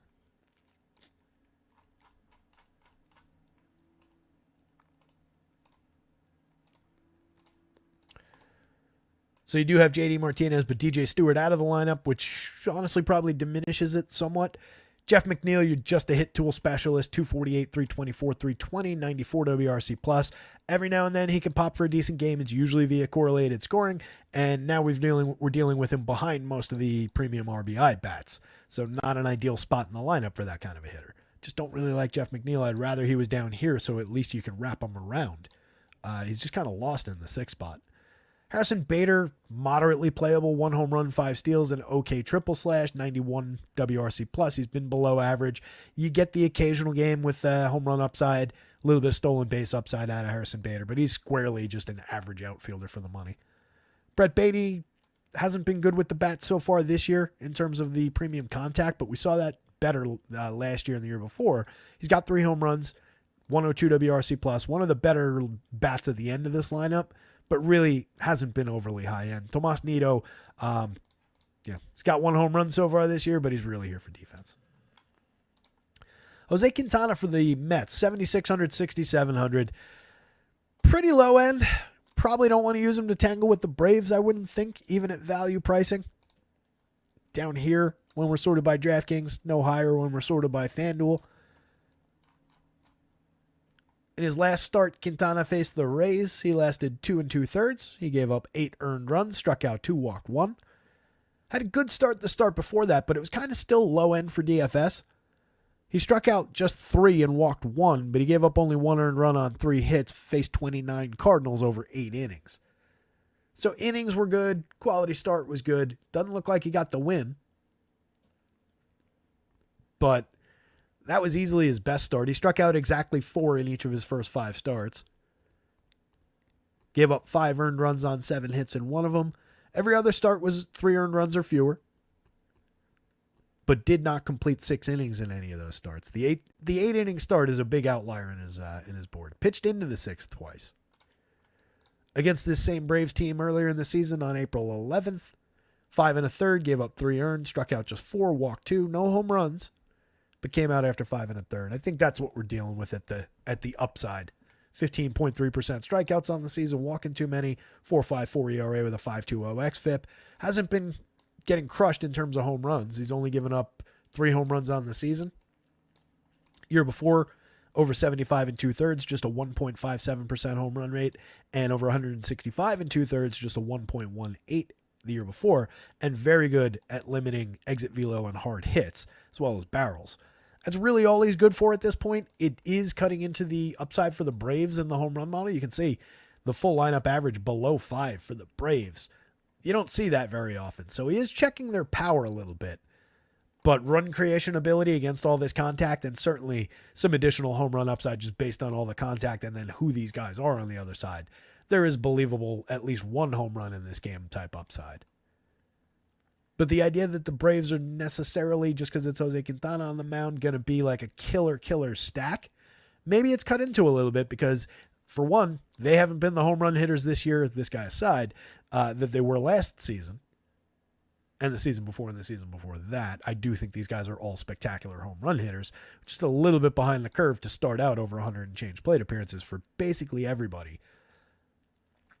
That combined with his ability to, at the very least, limit the home run upside, maybe carves the Braves a little bit down in terms of the stack. They still ranked out as one of the highest stacks, though. It's very difficult to suppress these guys all that much. We don't have the Braves line. Oh, yep, we do. Just came down. Looks like the usual routine for Atlanta.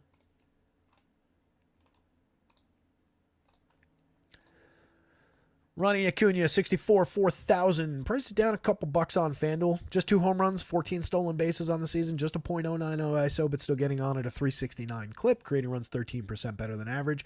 Way off the mark from who he is, but reason to believe that it'll all come around. And still hasn't been bad. Just hasn't been Ronnie Acuna. Ozzie Albies, 5,200, 3,800. Top second baseman, 356 on base, creating runs 26% better than average. Just 2 homers, just a 140 ISO. You can see the premium contact is definitely down for Albies, but the price is also down with that. Austin Riley, price is way down. His contact is there. His contact is where it's supposed to be. Maybe down a little bit compared to this, but in line with last year. 3 home runs, just a 151 ISO. But we're not far off the mark with Austin Riley. I don't think we're that far off the mark with Matt Olson either. He's only got 3 home runs. He's at the Mendoza line, 200, 313, 352. I'm buying the upside on these 2 hitters for sure. These 4 hitters. Like 7 of these 9 hitters. Ozuna has 12 home runs this season. He's got a 331 ISO, a 190 WRC+. He's been one of the best players in baseball. 4,100 on FanDuel is correct. 5,500, a little bit cheap still on DraftKings. 17.3% barrels, 57.1% hard hits. All of this success trends back through last year. He hit 40 home runs for this team last year. Marcell Ozuna is a really, really good hitter. Adam Duvall, 34-26. Believable righty power. Just not the greatest matchup in the world for home run upside. So, potentially takes away what he does well, but considering that he's also going to get some more opportunity to put bat on ball with the low strikeout upside from Quintana, maybe an opportunity for Duvall to get the square part of the bat, the fat part of the bat on the ball. Michael Harris, star caliber player, 4,500, 3,000, 3 homers, 5 steals on 90 WRC+. We know he's more talented than this. We saw a slow start from him last year as well. The price is definitely right if you're going to Braves. 4,200, 2,900 for Travis d'Arnaud. He's got 5 home runs. He's got plenty of premium contact. He is this hitter. This is not anything weird for Travis d'Arnaud to have done. So definitely, maybe 5 total home runs in under 100 plate appearances, a little high, but he is a very good power bat for a cheap price at catcher. Orlando Arcia, 3,600, 2,800, coming on a little bit. He's got 3 home runs, 270, 291, 429. The overall numbers for the season, not great so far, but he's hit a little bit more over the last handful of games, and he was very good last year. So I'm a believer in Arcia as well. Charlie Morton, definitely a yes, especially on DraftKings. Great bargain price. Mets bats, mostly as a hedge against a big Morton position. It's really about the top 5 hitters for me if I'm going to Mets and don't really love the bottom end. They're at least cheap on the bottom end, but everybody in this lineup, you don't need those discounts to stack these Mets. They're all a little bit cheap. But I think Morton handles his business here. I really do. And again, really pitcher-friendly weather in New York tonight. 40, 50 degrees, wind blowing in, rainy day. Just doesn't equal hitting upside. Quintana's a no. As much as maybe he suppresses the Braves for power, I still think they're going to score their runs against him. He's very low strikeouts, so there's not that much DFS upside. Braves bats are a yes, despite a little bit of sapped power. They still rank out pretty highly. But I could see, reasons to believe that you can avoid the Braves bats as well, especially if they get like super popular on this slate. Maybe you can skip and dance around them. Not saying avoid them across 150. In no way is it a full fade. But if they get popular, maybe you can undercut the field a little bit. How we doing? How we doing on time? 4:18. We're fine. Glad we started at 3. Projections heavily favor Acuna is what Lone Wolf is saying. Lone Wolf, Ozuna or Scuba, straight up. You're for Scuba? Ruben? A little long came Polly. They just did that on the rewatchables I saw. Right, I actually listened to it. That's a highly it fits perfectly for their whole bit as like a rewatchable movie. Not the funniest movie of all time, but totally enjoyable. 2 big stars, Ben Stiller and Jennifer Aniston in it. A lot of good bit parts. Philip Seymour Hoffman doing his thing. I think I told my buddy Charlie, but not you guys. If you're a fan of that movie, there's the famous scene where Philip Seymour Hoffman, where they're playing basketball. He's doing his rain dance. That whole thing. Watch that scene again with the thought in your head that it's not just Philip Seymour Hoffman showing off his comedy chops. He's going a step further than that. Philip Seymour Hoffman in that scene is literally playing Jack Black acting that scene. Watch that again and tell me that he's not playing Jack Black in that scene. And basically throughout the movie. Totally is, in my opinion. I don't know if they offered it to Jack Black first and he couldn't do it. So they were like, hey, Phil, do your best Jack Black. And then he just did Jack Black better than Jack Black ever did Jack Black. That's way too many Jack Blacks in one sentence. But yeah, totally what he's doing. Anyway. I'm always for Scuba and Acuna. It is Acuna over Ozuna in a straight head-to-head, just based on who they are, right? As I just got done saying, Ozuna not only has been tremendous for the last year plus and basically throughout his career with like one blip in there. Rain dance.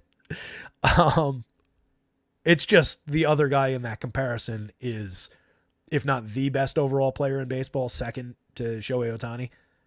Ronnie Acuna is incredibly talented. So it's an unfair question to ask because of how Acuna is struggling and everything. There's plenty of opportunity for Ozuna to beat him out. You're not really setting a wrong foot either way there. There is that weird wrinkle of Quintana, as bad as he can be and as gettable as he is, does check home runs a little bit, oddly. Yeah, it's a huge slate, Lone Wolf, so it makes sense that ownership is pretty spread out. All right, what the hell game are we on? Nationals and the Red Sox. Like this one. Let me grab the lineups. We've got them both.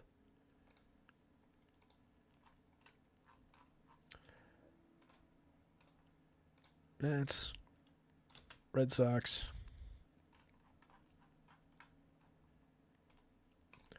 Looks like Rob Refsnyder is in the lineup, hitting second. I was wondering if let me fix Luis Garcia. I was wondering if he was going to be in a more appropriate spot or in a Rob Refsnyder on the Red Sox, the way they like to use him spot. And it looks like the latter. So the reason we're seeing Rob Refsnyder in the lineup is because Patty Corbin's on the mound, and Patty Corbin's a lefty, and Rob Refsnyder, for as much as he is just a basic journeyman, utility man type of a player, does hit lefties pretty well over his career. Over 46 plate appearances this year, mostly managed for platoon situations like this one. He's at 351, 467, 622, 1 home run, 1 stolen base, a 270 ISO, and he's created runs 101% better than average. Most of that is coming against lefties. I'll pull it up.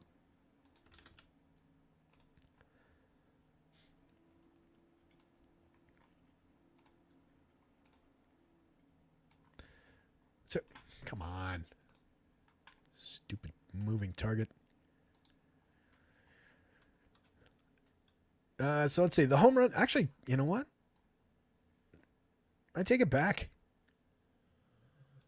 He's been, it's very, very small sample of plate appearances, but he's been 29 plate appearances against righties and 17 against lefties. And in that small sample against righties, he's actually done well. 400, 460, 760 with a 360 ISO, his 1 home run, and a 234 WRC plus. Still 46% better than average against lefties at 250, 471, 333. Regardless, either way we split it, we're just dealing with a limited sample size. For his career, though, 525 plate appearances against lefties, 555 against righties, 7 home runs against each side. 269, 379, 379 with a 110 ISO against lefties with a 112 WRC plus. Against righties, worst triple slash 229, 305, 331, 102 ISO, and a 76 WRC plus. So demonstrably better against lefties. But what you'll note is that a 110 ISO is not like a power bat. He hits for a decent average against lefties. He's got 7 career home runs in 525 plate appearances. That's essentially a season across his career of plate appearances against lefties. And we're talking about a 7 home run total. So, yeah, he could be frisky. He could be an important part of Red Sox stacks. I'm not saying he's not. But people will get carried away with Rob Refsnyder in this spot, potentially, if they're going to Red Sox. Jarren Duran, Tyler O'Neill, Rafael Devers, Connor Wong. These are the bats I truly want from this lineup. Especially because you're also just getting Refsnyder as just an everyday outfielder now. Both sites just to the outfield. If you had him at like second base eligible, something like that, he'd be a little bit more interesting. Maybe I just hate Rob Refsnyder, former Yankee. Duran, lefty-lefty, especially against this lefty, I have no concerns. We looked at his lefty-lefty numbers the other day, and they're fine. And Patty Corbin just gives up the world to everybody. He's not striking anybody out. He gives up plenty of power. Same thing with Rafi Devers with a big exclamation point on it. He's at a 12.11 in the home run model today. He's got 4 homers on the season. He's up to a 196 ISO after a little bit of scuffling out of the gate. 14.1% barrels, 49.3% hard hits. Doing Rafi Devers things. Absolutely love the option at third base. Tyler O'Neill's been tremendous. 18.2% barrels on the season, 9 home runs, 283, 393, 606, 323 ISO. Now you're getting him against one of the worst lefties in the game for home run upside. Really like the spot for Tyler O'Neill's power. Definitely invested in some Tyler O'Neill home run shares here. Same thing with Connor Wong. I made him the home run pick of over Tyler O'Neill from the Red Sox today, just to get a little bit different with it, hoping that he'd be a little bit lower owned.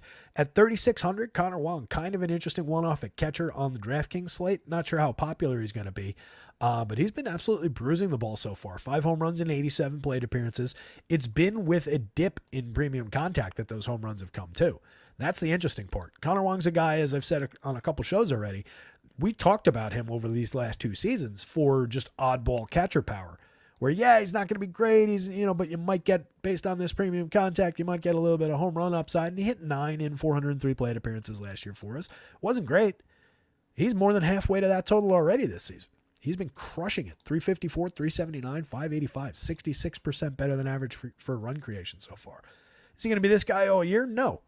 But is his price up for having been that guy over 87 plate appearances? Also no. Could he be that guy against Patty Corbin? Absolutely. Vaughn Grissom, 2,800, 2,300. Price is right. Talent is supposedly real anyway. Hasn't been good in his 17 opportunities with the Braves so far, or with the Red Sox so far. Formerly with the Braves over 80 last year. He was okay in terms of the triple slash, didn't produce any homers or steals or any run creation to speak of. In 156 opportunities year before, 5 homers, 5 steals, 121 WRC plus. Was okay in that cup of coffee. Garrett Cooper basically paid to hit the odd home run against bad left-handed pitching. Could definitely be a Garrett Cooper day. It's just, I'd probably stack this team and grab the first baseman from whatever team I'm stacking them with. Like if I'm going Royals, Red Sox, I'm not skipping Vinny Pasquantino or Sal Perez to put Garrett Cooper in my lineup. He's very cheap. He does have a little bit of home run equity here.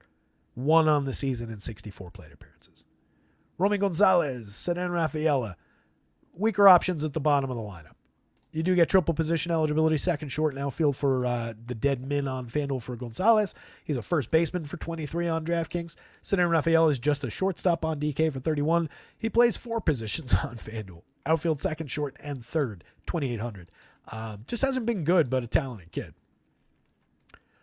I think the Red Sox are, even these guys at the bottom, stackable 1 through 9 against Patrick Corbin. Corbin's ERA is 6.45. His xFIP is not that much better at 4.41. He's striking out just 14.4 and walking 8.6%. He's only given up 4 home runs this season.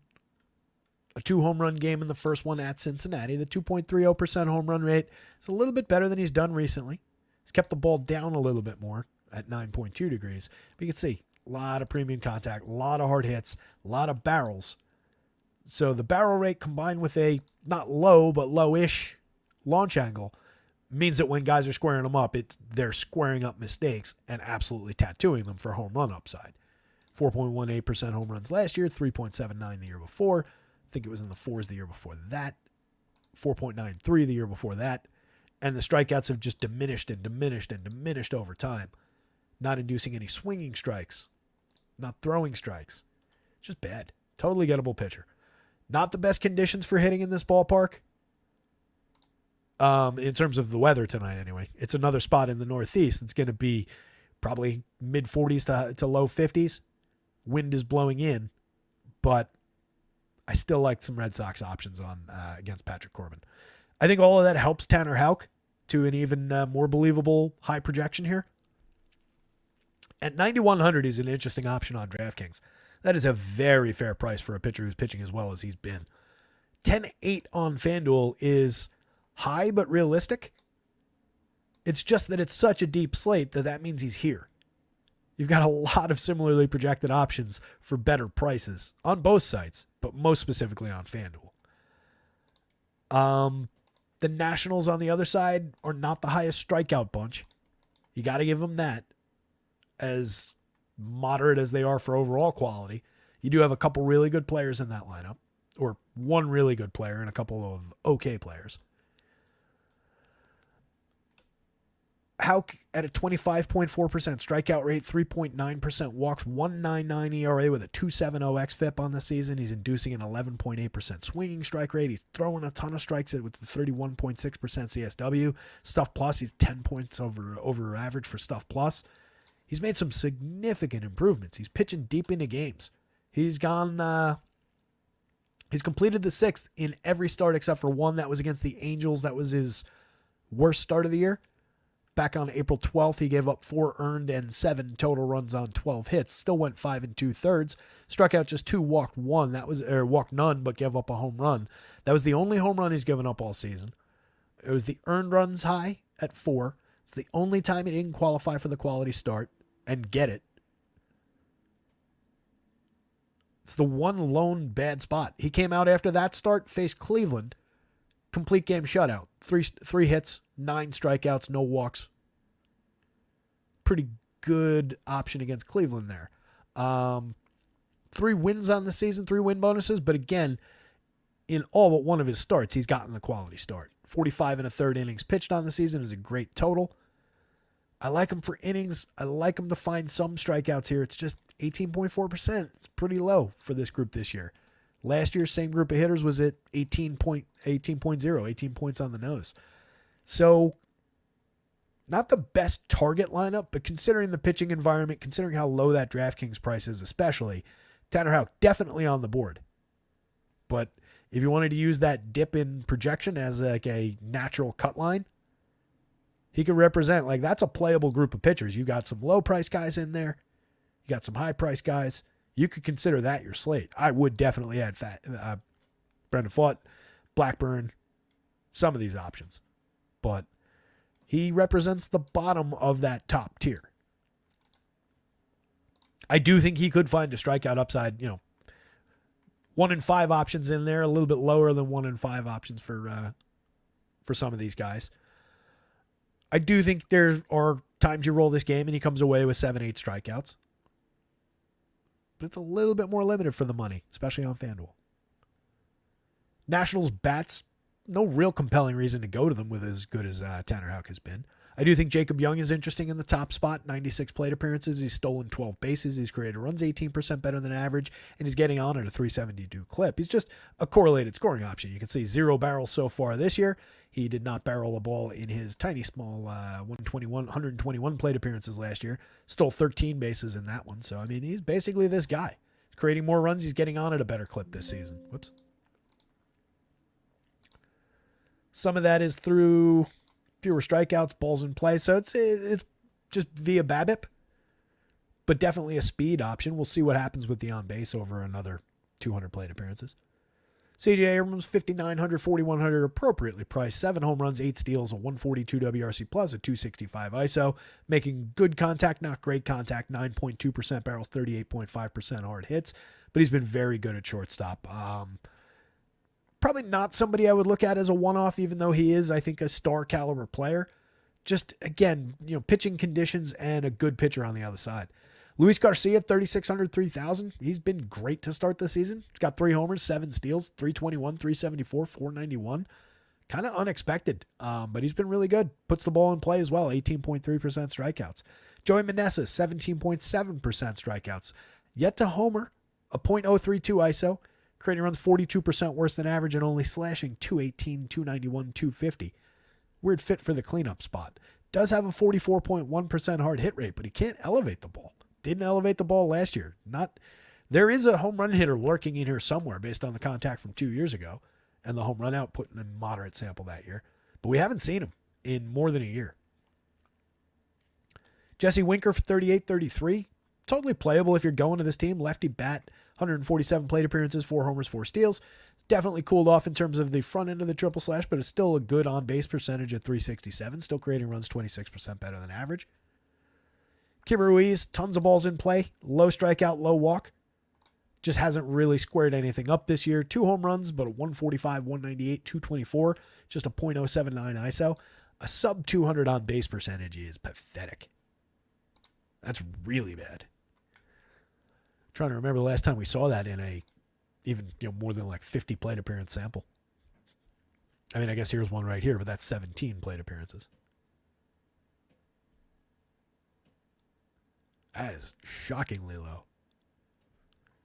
Here's a 207 over 93. That's not much better from Eddie Rosario. 3 home runs, 4 steals for Eddie. He's been a little bit frisky. I think he contributed 3 of the last 7 days, let's call it. But pretty shot at the bottom of the lineup. 2,600, 25. You get the occasional lefty power from Eddie, but not a good spot for power against Houck. Houck is good at limiting premium contact. He's good at limiting home runs. He's good at limiting launch angle. Trey Lipscomb, Victor Robles, pretty skippable at the bottom of the lineup too. Robles does have 2 stolen bases. That's his thing. If he manages to get on, he does have speed. At one time, he was a high-end prospect, but as Larry mentioned before, you kind of forget that he's even still in the league. Red Sox bats are a yes. Tanner Houck on DraftKings, definitely a yes. On FanDuel, it's a little shakier, but he's like the bottom of the very high-end pitchers. He's on the board, for sure. If he's very low owned, more reason to grab more shares. Patrick Corbin is a gigantic no. Nationals bats, pretty much a no. They're one of the more playable here and there low-end teams in the league. Like when you talk about them, the Marlins, the White Sox, the A's, they're on the high side of that, I think, but just doesn't look like the spot given the conditions and the pitcher. We will get out of this before the slate starts. Promise. Guardians and the White Sox. Carlos Carrasco, Garrett Crochet. We've got both of these lineups. Brian Rocchio leading off again for the Guardians. Continues to strike me as a weird fit for the leadoff spot.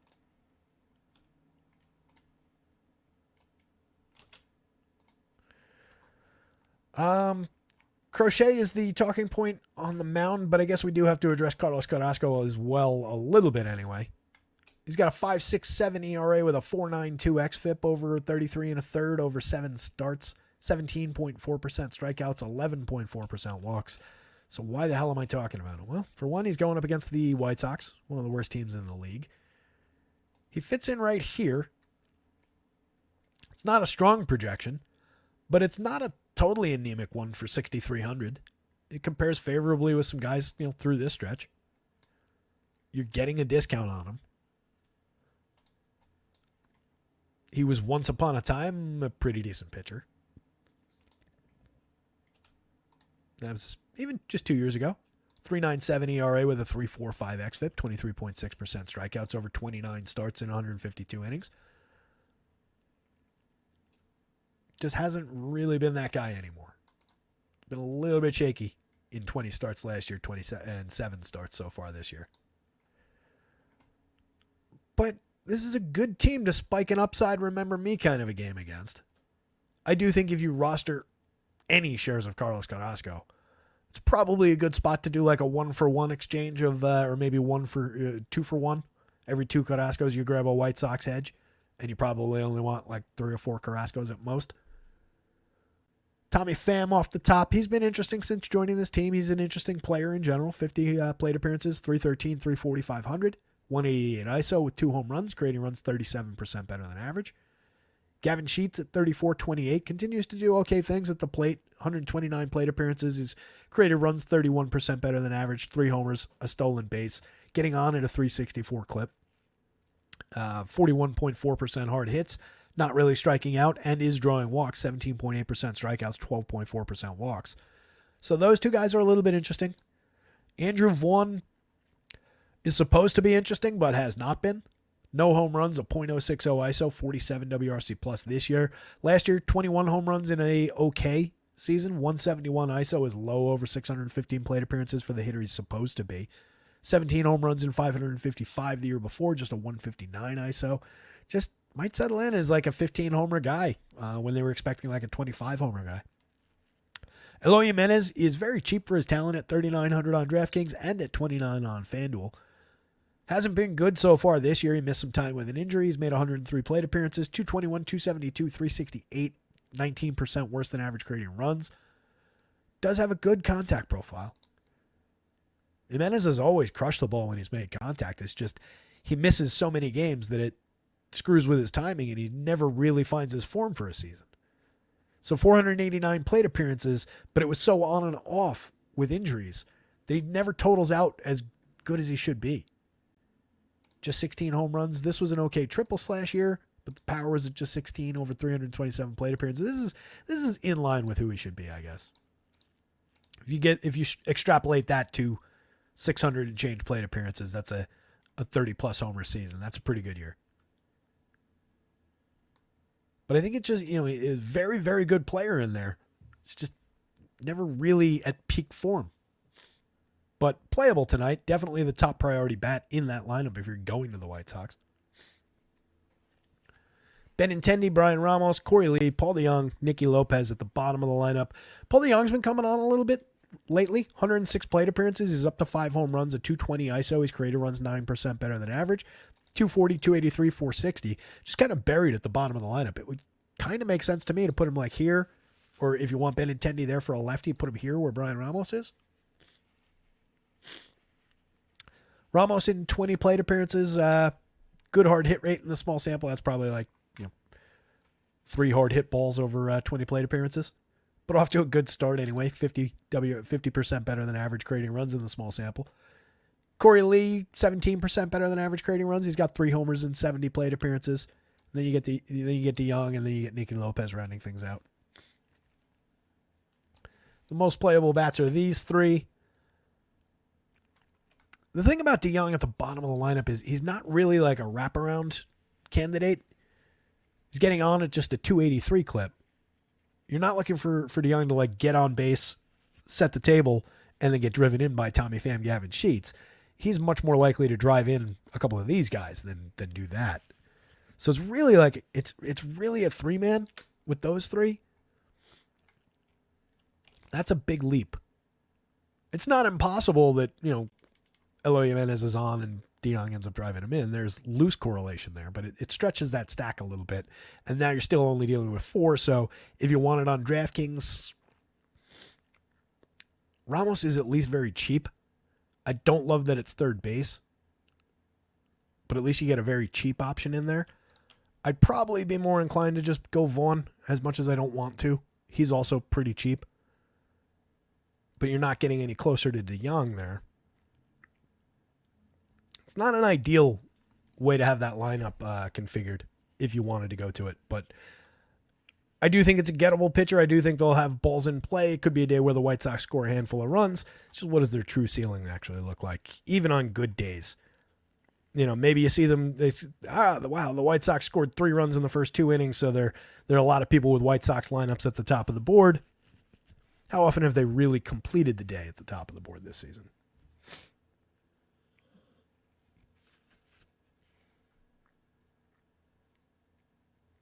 Oh, weird. Sean Burroughs, former top 10 pick in the MLB draft, 2000 Olympic gold medalist, passed away at age 43. Well, thanks, ESPN. I wish you could opt in so it's just we'll only send you the good news updates. We don't need to let you know when people died. I'll find out that guy died. I don't need that.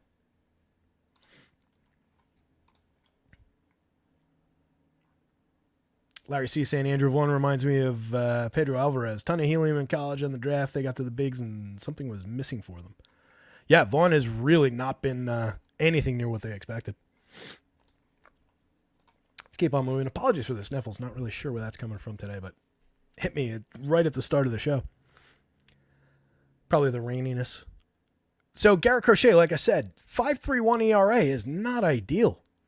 But everything else outside of, some incidental power, a little bit of happenstance there, he's been terrific. 40 2/3 over 8 starts. A couple short ones in there that mess with that ERA number. But a 32.3% strikeout rate, a 5.5% walk rate. Underneath that 5.31 ERA is a 2.92 xFIP. Just a 1.01 whip. He's inducing a 13.5% swinging strike rate, 29.3% CSW, only 6% barrels, 39% hard hits, just 86.4 miles an hour of exit velo. The home runs that he's given up, and he has given up home runs, they seem more like happenstance. They seem more like incidental home runs to me. As we've talked about over time, home runs very, very wonky. He's given up at least 1 home run in each of his last 4 starts. One of those was a total meltdown. That was against the Phillies in Philadelphia. He gave up 3 home runs. This is his worst start. He struck out just 3. He walked 2. He gave up 7 earned on 5 hits over 3. Only faced 16 hitters. Next start, he struck out 6, walked 2, gave up 5 earned on 7 hits. That was his second worst start. The other start where he gave up 5 earned was the one before the Phillies game. So it was a weak stretch of 3 games there in terms of earned runs. But in that one, he struck out 10, walked 3, only gave up 4 hits, no homer. So that's where a little bit of the better-looking xFIP comes from. Games like that. 7 strikeouts, over 5 innings, 18 hitters against the Twins in his his 2 starts ago. Walked 1, gave up a homer, but just 2 earned runs on 2 hits. 6 strikeouts, no walks, gave up a homer, but 1 earned run on 3 hits against the Cards in his most recent start. Considering where he's priced, considering the strikeout upside, it's just a matter of the Guardians. I do think the kid is very talented. I would have some shares across a bunch of lineups. DraftKings at 81. I think he makes a lot of sense as a playable option. It's just we're tangling with the, say it with me, low strikeout Guardians.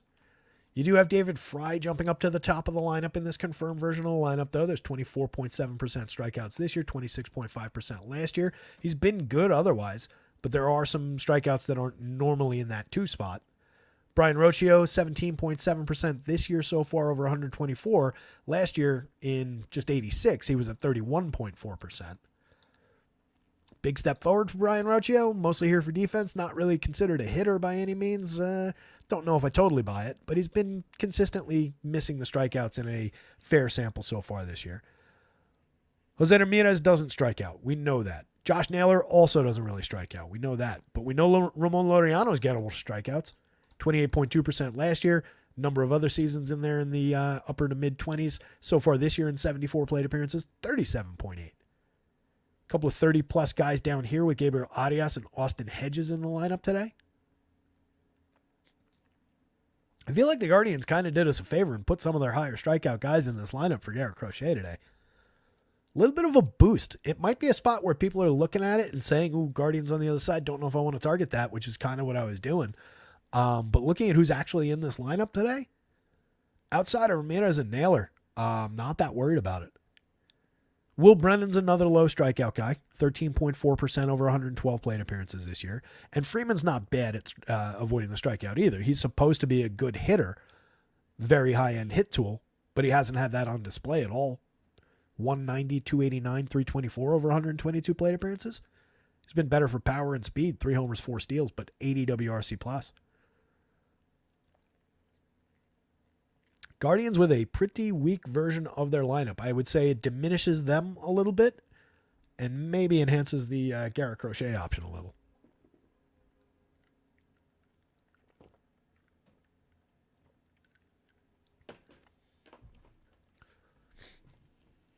$89 on FanDuel. I think Crochet's in play. It's a shaky option for 6 innings. He got there last time, booked a quality start in that one. Completed 6 in each of his first 2. I don't think it's like a limitation thing necessarily. Some of the shorter starts, you're just giving up some runs in there. If he pitches efficiently,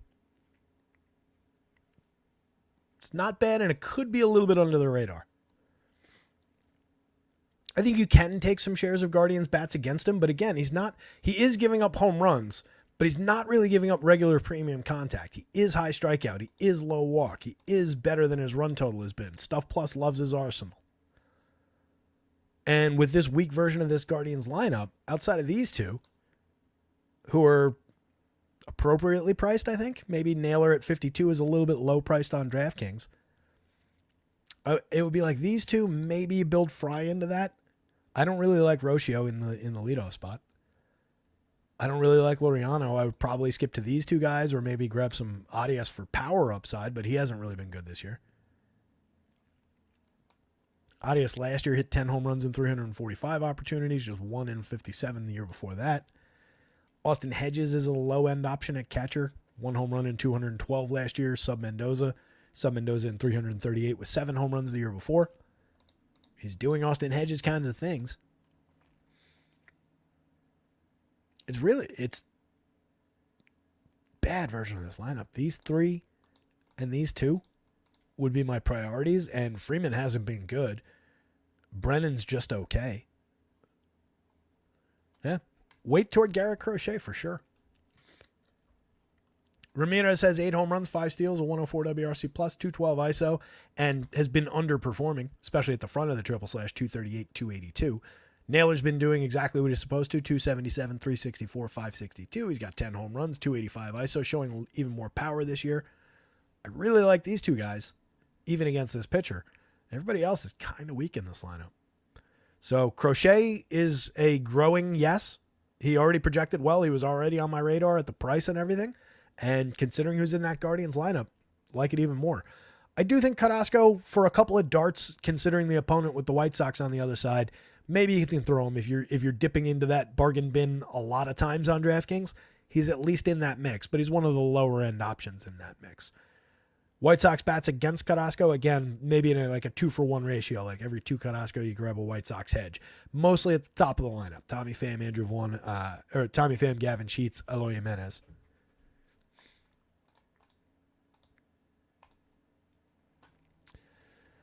Cards with Lance Lynn. Brewers with Robert Gasser. Somebody was asking about Gasser at the beginning of the show. We've got the Brewers lineup. Doesn't look like we have the cards yet.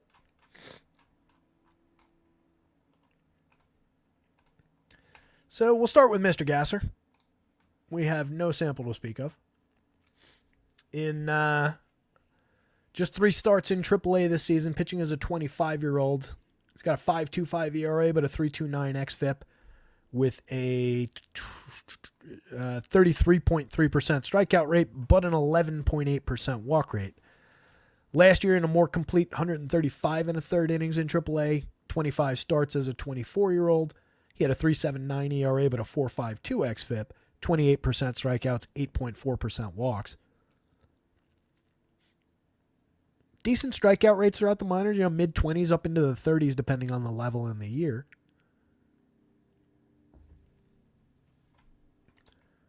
Doesn't look like a bad option. Let me,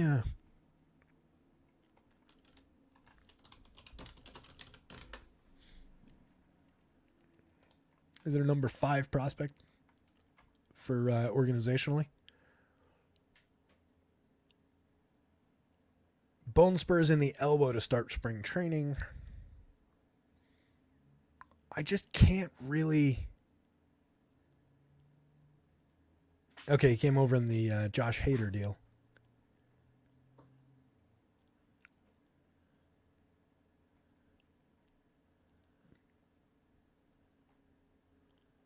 Bear with me while I just give this a glance. I'm just looking to see if there's anybody who's reporting a pitch count. Have you guys seen anything pitch count wise? He threw 70. All right, there you go. Per CBS. Thank you, CBS Fantasy. He threw 78 pitches in his most recent minor league start. So again, we're dealing with 3 short starts in the minor leagues, coming back from bone spurs in his elbow. I've said a bunch of times that I don't really care what you do in a rehab start. I just care that you're throwing innings. But that doesn't necessarily apply for a minor leaguer. For a kid who's never pitched in the majors, like there's no baseline to get back to. So I would like to see some success. And he went 5.25 ERA, a 1.50 WHIP, 17 to 6 strikeout to walk ratio. I don't know that we get, even if he's going well, more than like 90 pitches. That's what CBS put in there. And from 78 to 90 is not a crazy jump, but like 85, 90 is probably your range. I don't think he comes out for a 6th inning. And that's if he's pitching well. If that's if things are going successfully. And you've got a underperforming but not awful Cardinals lineup on the other side. A couple of low strikeout options with actual major league talent. A high strikeout Paul Goldschmidt, who's way higher than normal and really, really struggling, but lurking somewhere in there is still Paul Goldschmidt. Bottom of the lineup, a little bit more gettable, a little bit of minor league talent in there.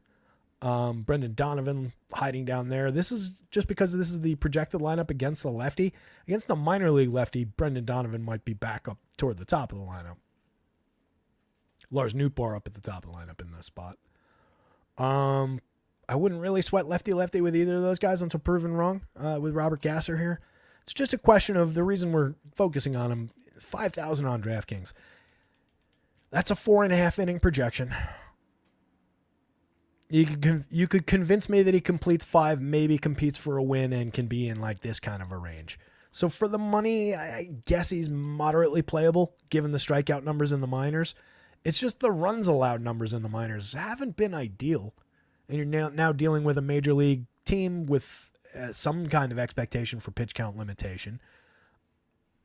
I don't know how honest he's necessarily being about how much his elbow even hurts, So there's always that young kid with an opportunity to prove himself and get into the show might be saying, "Oh yeah, elbow feels fine, Skip." Not saying his elbow is going to explode tonight or anything, but just another thing working against him. So use all that information to make your decision. I don't think it would be a spot, given how deep the board is, especially even in the bargain bin. It's just not a spot for me. But I could make the argument. Lance Lynn on the other side, here's an argument to make. Going up against the Brewers, Lance Lynn, 8,700 on DraftKings, meh. 7,300 on FanDuel, maybe. Kind of at least cheapo appeal, bargain bin quality appeal. I'm just like, I want my 6 innings, and he's only gotten there once. Gave us a 7-inning start against Oakland on April 16th. Struck out just 1, walked 1. 1 earned run on 5 hits, 2 runs total, but managed to go 7 innings. 5 innings in each of each of 3 starts since then.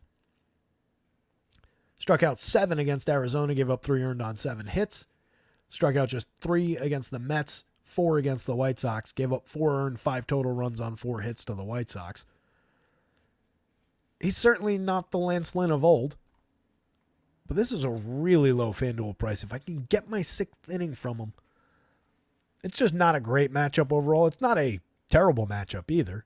Brewers solidly in the middle of the road. But there's enough quality in this lineup where it makes me hesitate to even recommend it as a bargain option. 3.28 ERA, but a 4.52 xFIP underneath that. Way too many guys on base. Low strikeouts so far this year. Too many walks. 10.6% swinging strikes is okay, but he's not getting a lot of called strikes. He's given up a little bit of premium contact with the 11.1% barrels, 3.16% home runs. Just an 82 by Stuff Plus across the full arsenal. At this price, maybe if you need, all right, I got to get this last Dodger into my lineup at a high price, so I got to dip down to Lance Lynn. If you need it, then the value's there. It's just very low path to success, very low probability, thin path to success. At 87, he just doesn't really fit right on DraftKings. You can see everybody around him on both sides is way cheaper. So it's just a weird fit at that price. Cards, bats. If you get this version of the lineup, Jose Furman in the top spot at the dead min on DraftKings at second base and third base. Just considering the spot in the lineup for the dead min price would at least be a little bit interesting there, going up against a minor league pitcher. Furman had 4 home runs and 5 stolen bases across 72 plate appearances in AAA to start this season. Hit 4 last year. In 2022, over 330 plate appearances in Cleveland's AAA system. He hit 6 home runs, stole 9 bases. Not really a high-end DFS bat.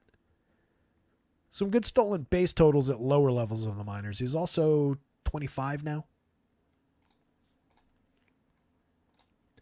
He's compelling because he's dead min priced in the leadoff spot against a minor league pitcher, but that's about it. Lars Nootbaar, 3,800, 2,700. The price is definitely right. Don't really care about the lefty-lefty that much. Goldschmidt has been bad, but maybe never gets back near the level he once was at. But I think he's better still than he's been so far this year. 4,500, 2,900. Price is low enough you can pay it to find out.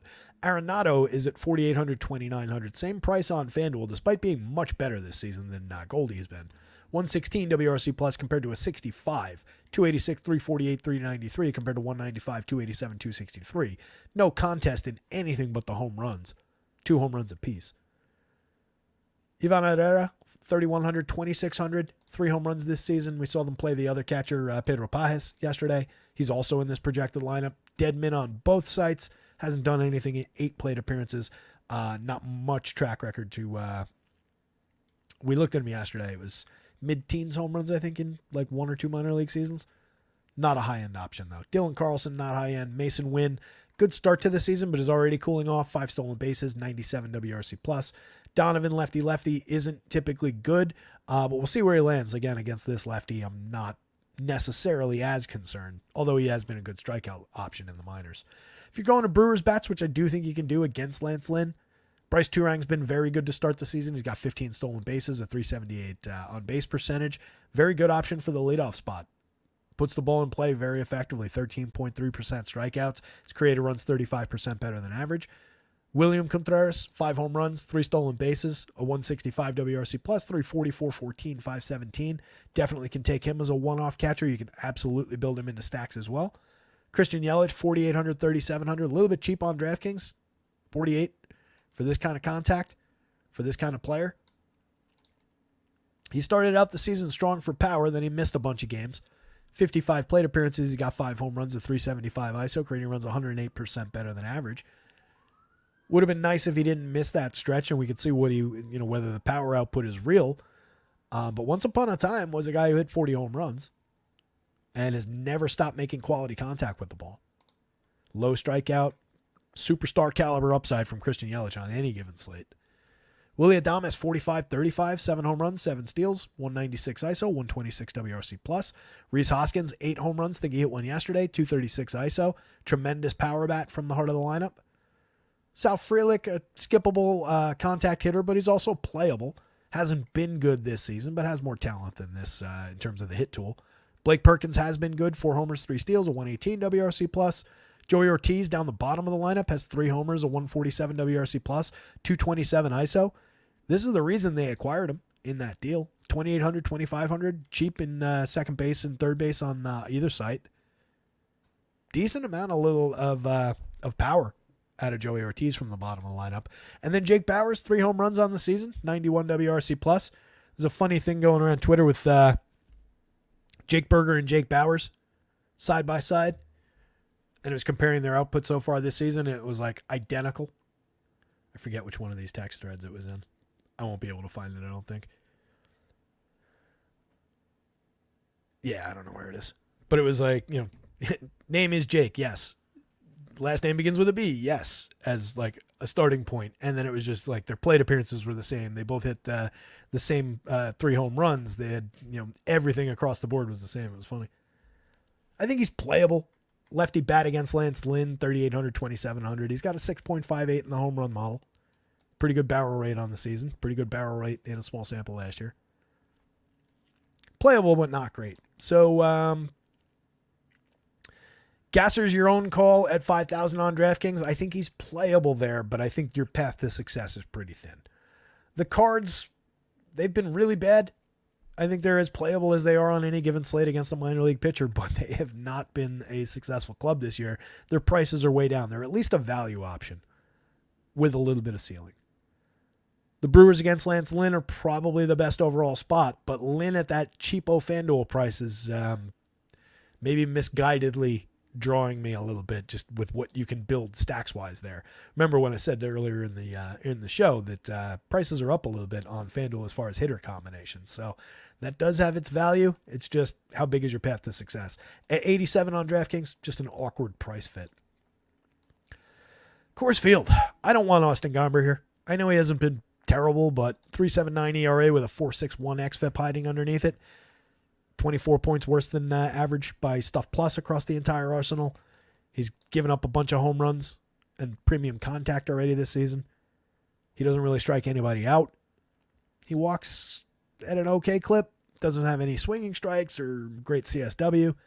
I know he's only 53.69, but do you really want to, on a very, very deep slate, do we really want to tangle as the bottom projected guy? Do we really want to tangle with the Texas Rangers? I think the argument is more on the John Gray side of things. 7,200, 7,400. He projects out all right for a Coors Field game. It's honestly a little bit surprising, but he's been really good. 2.50 ERA, 3.51 xFIP underneath that. There's a run separation there, but still 3.51 xFIP is good. 12.8% swinging strike rate, just a 1.16 whip, 25.5% strikeout rate. So he's been pitching like the good version of John Gray from 2 years ago, less like the guy from last year who was just okay. It's just, what's he going to do in Coors Field? This Rockies team is bad. We've seen similar pitchers succeed tremendously in this spot. So I don't want to take him off the board. I do think he's effectively value priced. He landed right, lower middle part of the board, let's call that. But the price is right for that positioning and by comparison to the guys around him. He's the third man down after the big projection split. He's definitely playable on both sides. I would not call you crazy to roll some shares of John Gray, weird as that might sound at Coors Field. I think you could take some Rockies bats against. A little bit of run creation through the middle of the lineup there. A couple of interesting hitters at the top of the lineup. Aged up Charlie Blackmon at this point. Less interesting probably than Tovar. Tovar's got 3 homers, 3 steals, 89 WRC+. Does have the ability to hit for a little bit of power or steal a base if he manages to get on, and he's very cheap at shortstop in a Coors Field game. Ryan McMahon at 52.37 has been good all season, 292, 381, 460, creating runs 25% better than average. He's hit 5 home runs. It's a little bit cooler than he was a couple of weeks ago, but still premium contact is right there. 14% barrels, 55.9% hard hits. John Gray's been good, but I mean, there's plenty of contact available, and there's some premium contact available for a lefty like Ryan McMahon. Also, Stuff Plus really doesn't like John Gray's Arsenal. 20 points below average. Elias Diaz, good hitting catcher. 311, 359, 445. Created runs 13% better than average so far. He's got 3 home runs. Contact is a little bit down, but just under 40% hard hits each of the last 2 years. He only cost $4,500 in a Coors Field game. That's not uninteresting where catchers are needed. Sean Bouchard, Brendan Rodgers, Brenton Doyle, Jake Cave, Eleuders Montero to round things out. Among those guys, Doyle might be the most interesting bat right now. 4 homers, 4 steals, a 104 WRC plus so far. Over 49 plate appearances, Bouchard, 133 WRC plus, a homer, a steal. And he was interesting in small samples in the past. We've looked at this previous shows, but 97 plate appearances that year, 3 homers, decent triple slash, 203 ISO. 43 plate appearances last year, 4 homers, 368 ISO, 160 WRC plus. Getting a more regular opportunity right now, and he's produced a little bit. For 32, 3,000, if you're stacking Rockies, for sure, he's one of the better priority bats in that lineup. Brendan Rodgers has been fairly lost at the plate overall, 66 WRC plus. No real triple slash to speak of. Jake Cave is an afterthought at the bottom of the lineup. Eleuders Montero does have power and projectable power, but just really doesn't deliver that frequently. 204, 252, 283, a .08 ISO, 2 home runs. Skippable. Rangers bats, not that skippable. I assume they're the most popular spot on the slate. Top of the board in terms of the stack tool. Right there with the Dodgers and the Braves and whoever the hell else was a highly ranked team. Marcus Semien, Corey Seager, 5,800, 5,700. Semien, at least on FanDuel, was priced back up for the Coors Field spot. 4,600 is a high price for Marcus Semien, but not for Marcus Semien at Coors Field. They pushed Seager back up a little bit, but only the 3,600. That's a discount for Corey Seager at Coors Field. I don't care about the current form. 5,700, same thing. Nathaniel Lowe for 4,500 is just stupid on DraftKings. He should be the most highly owned player on the entire slate at that price.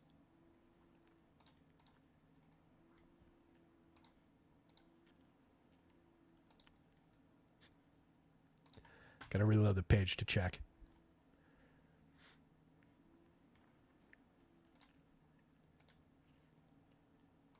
While I'm doing this, make sure you're checking out our pals over at acemine.io. Make sure you're jumping into our Discord, which is free. Hit the like button for this show.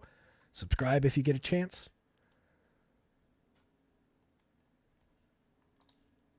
That's just silly.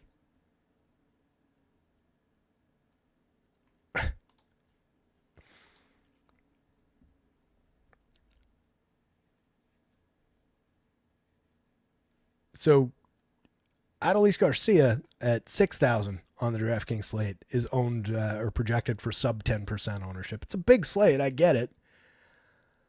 At least he's correctly priced. Nathaniel Lowe, I know I've been ranting about this guy for the last few days or the last week and change, or 80 plate appearances at this point since he came back. But he's been good, and he is good. I don't understand how he's just 4,500 on DraftKings. 35 on FanDuel is cheap. In a Coors Field game, at least like 38, 39, if not in the 4s. He's a really good hitter over time. Last year, he dipped over 724 plate appearances to 262, 360, 414. Still a tremendous on base. Still created runs 14% better than average. Still hit 17 home runs. He was okay this year. He was tremendous the year before. Created runs 43% better than average. Hit 27 home runs in 645 plate appearances. 302, 358, 492. It's a very good left-handed hitter. Lefty, I don't care. Against Austin Gomber. Who cares? That's a tremendous, tremendous spot. Adolis Garcia for 6,000 again is correctly priced. 14.4% barrels, 51% hard hits, 8 home runs, 4 steals, a 123 WRC plus on the season. He's terrific. Jonah Heim, pretty good hitting catcher, 300, 341, 425, over 129. He's hit 4 home runs, 117 WRC plus. He's just 4,800 on the DraftKings slate where you need to play a catcher. He should also be really highly owned at that spot. Robbie Grossman, Ezekiel Duran, Davis Wenzel, Leo de Taveras, More skippable guys down toward the bottom of the lineup for sure, but it is also a Coors Field game for those guys. We'll see what's in the actual lineup. Still haven't gotten it on Labs. At the very least, though, Ezekiel Duran is interesting to me. 3,300 on DraftKings, first and third, and especially 2,800 on FanDuel at 4 positions, first, third, shortstop, and outfield. 262, 328, 295 with a stolen base in his 67 plate appearances this year. Hit 14 homers, stole 8 bases in 439 last year while creating runs 7% better than average. He's not a star, but he's definitely a solid utility bat. Leody Taveras hasn't been great this season, 2 homers, 2 steals, but he's stabilized his triple slash a little bit. He's back above average for run creation. We know there's moderate mid-range type power and definitely some decent speed there. Super highly playable Ranger stack. It's just you'll deal with some popularity, but given that a number of the more appealing bats are projected in the single digits for ownership, fire away with Rangers bats. It is under-owned. That's on DraftKings. You do have Semien and Seager are the 2 most highly owned players, and then Duran out of everybody, which is weird. Not that Semien and Seager are skippable, really. You want those 2 guys in your lineup. Those are their 2 best players, or 2 of their 3 best players. But with everybody else in the single digits, easy enough to put this team together at low ownership with appealing options like Nathaniel Lowe, Adolis Garcia, and Jonah Heim. You could 3-man that with nobody over 10% owned and set yourself up quite nicely on DraftKings. Give me a 3-man of Nathaniel Lowe, Adolis Garcia, Jonah Heim for $5,100 apiece at Coors Field against this pitcher, and let's go win the slate. That is super appealing if that ownership number is correct. If somebody's got eyes on an ownership number from a different site, let me know where those 3 hitters are ownership wise, because I'm super intrigued by that. Mamba, I'm with you. I don't really get it. 9.5 run total in Coors does feel low against Austin Gomber. They're just going to be making so much contact again. He's got a 15.7% strikeout rate this year. He's given up 9.9% barrels. Not a lot of hard hits, but enough exit velo. Plenty of home runs. Stuff Plus doesn't like him. He's been this guy over time. 14.4% strikeouts last year. 18% the year before. There's so much contact here. Even if they don't hit home runs, and you can see the model likes at least 3 of these guys over the magic number. A couple other guys right under it. But even if they manage to not hit home runs, I just think with so many balls in play with this lineup, without their prices really having gone up, that's silly that they're as low owned as they are. Killer spot. And with everybody else low owned, it helps just average down the ownership on those guys. Yeah, you do increase the likelihood of running into, less leverage, duplicated lineup, so on and so forth if you're building those guys in. But those are the top priority bats in this lineup. You definitely want to get them. But this 3-man group, love it. They're more expensive on FanDuel relative to the cap, but not by a lot. Same group is totally reasonable over there. I like that spot a lot. So let's keep things moving. John Gray is a yes. At price, even at Coors Field, it just totally makes sense. He's good enough to beat this team in Coors Field, put up a good start. Is it the top priority on the board? No, but is he a very playable option from a fair bargain bin price? Absolutely. Rockies are a little bit playable going against them. I'm sure they're going to be low owned if the team on the other side is low owned. A little bit playable, but you're just dealing with the Coors Field factor. Focus on I was going to say focus on the top of the lineup, but I actually kind of like Brenton Doyle and Sean Borchardt here. So like those 2 guys, Diaz, McMahon, and then pick your poison between the top 2 hitters is probably the way I'd stack that. And then the Rangers are a gigantic yes. Not nearly as high owned as they should be, it seems like. Semien is highest on DK at 19. What about you don't have to tell me the numbers, Larry, but are Lowe, Garcia, and Jonah Heim in the single digits wherever you're looking as far as ownership goes on DK? Or hovering around 10%? Because they should all be in that same type territory. They should be in the upper teens to 20% type range.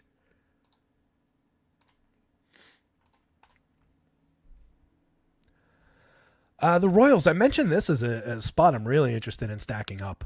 I think they're getting a little bit popular. It looks like they gained some popularity in that reload that I did as I was looking at the board. Sal Perez, home run pick of the day overall at 10.95.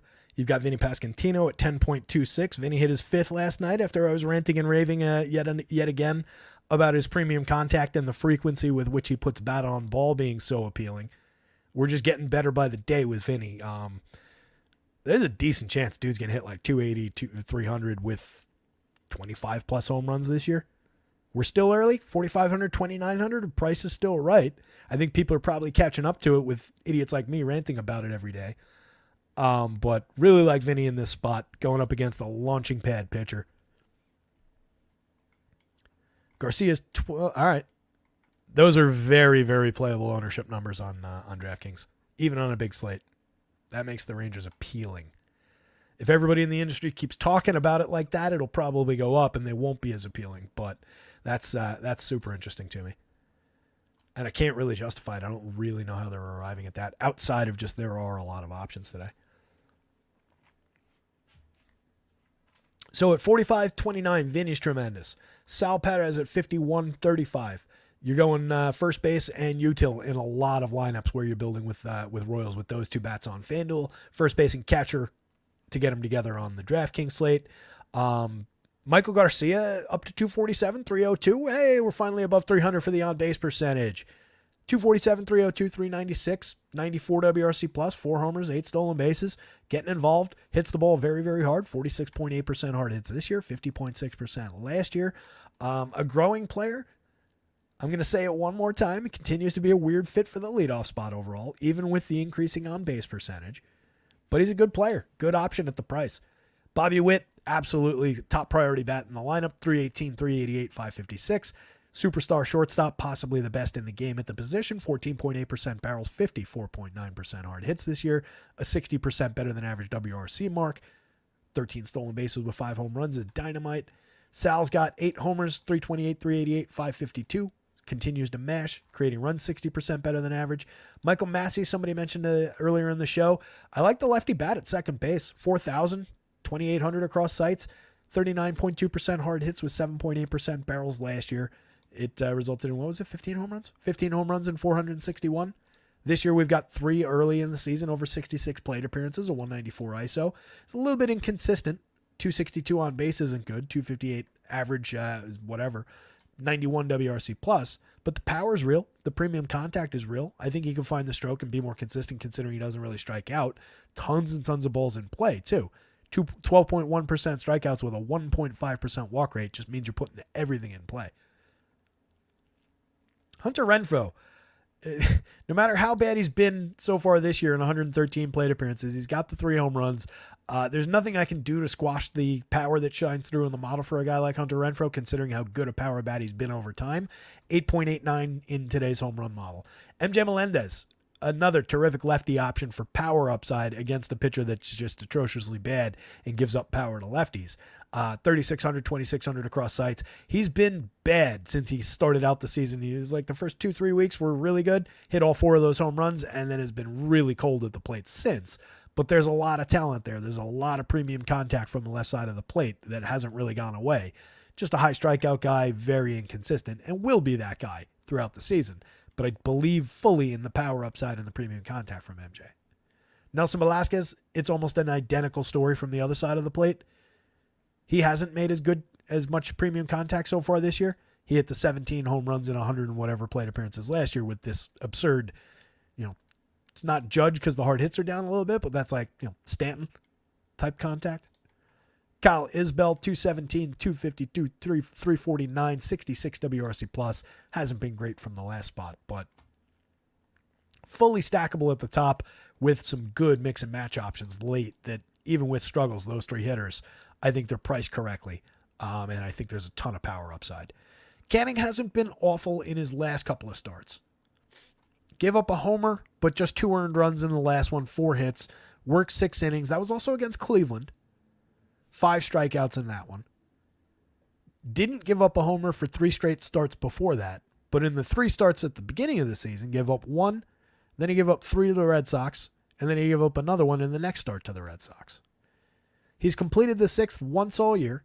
That was in the most recent start against Cleveland. Again, that's an accomplishment. But overall, hasn't been good. The strikeout stuff that he showed at the end of last season's completely abandoned him. Just 16.8% strikeouts at 10% swinging, 26.9% CSW. You can see how bad the ERA and the xFIP are. The premium contact is there, even if the home runs are down slightly. Last year, 4.10% home runs on similar premium contact. Just a launching pad of a pitcher. I don't think you take shares of him outside of just being in the bargain bin on DraftKings at 56. That is an effective price considering that it's cheaper than the other bargain bin options. This is close. Head-to-head, for the discount, I probably would take Canning over Carrasco. Carrasco's got the better matchup, but he's a probably lower-end pitcher. But if I can get Andrew Abbott at 6,700 all the way up here, it really diminishes the appeal of these guys down here. And Griff Canning, much more likely to fail than succeed against this Royals team. Alec Marsh, I think we're probably just limited in depth. Otherwise, I'd be maybe a little bit interested here.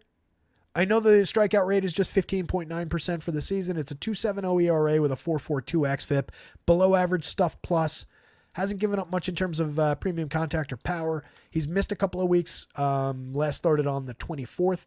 Struck out just one. Gave up just two hits, no earned runs over 4 1/3 against Toronto. 5 2/3 against Baltimore. Pitched clean. No earned runs, 3 hits. Struck out 6 in that one. Walked just 2. That's kind of what draws the eye a little bit.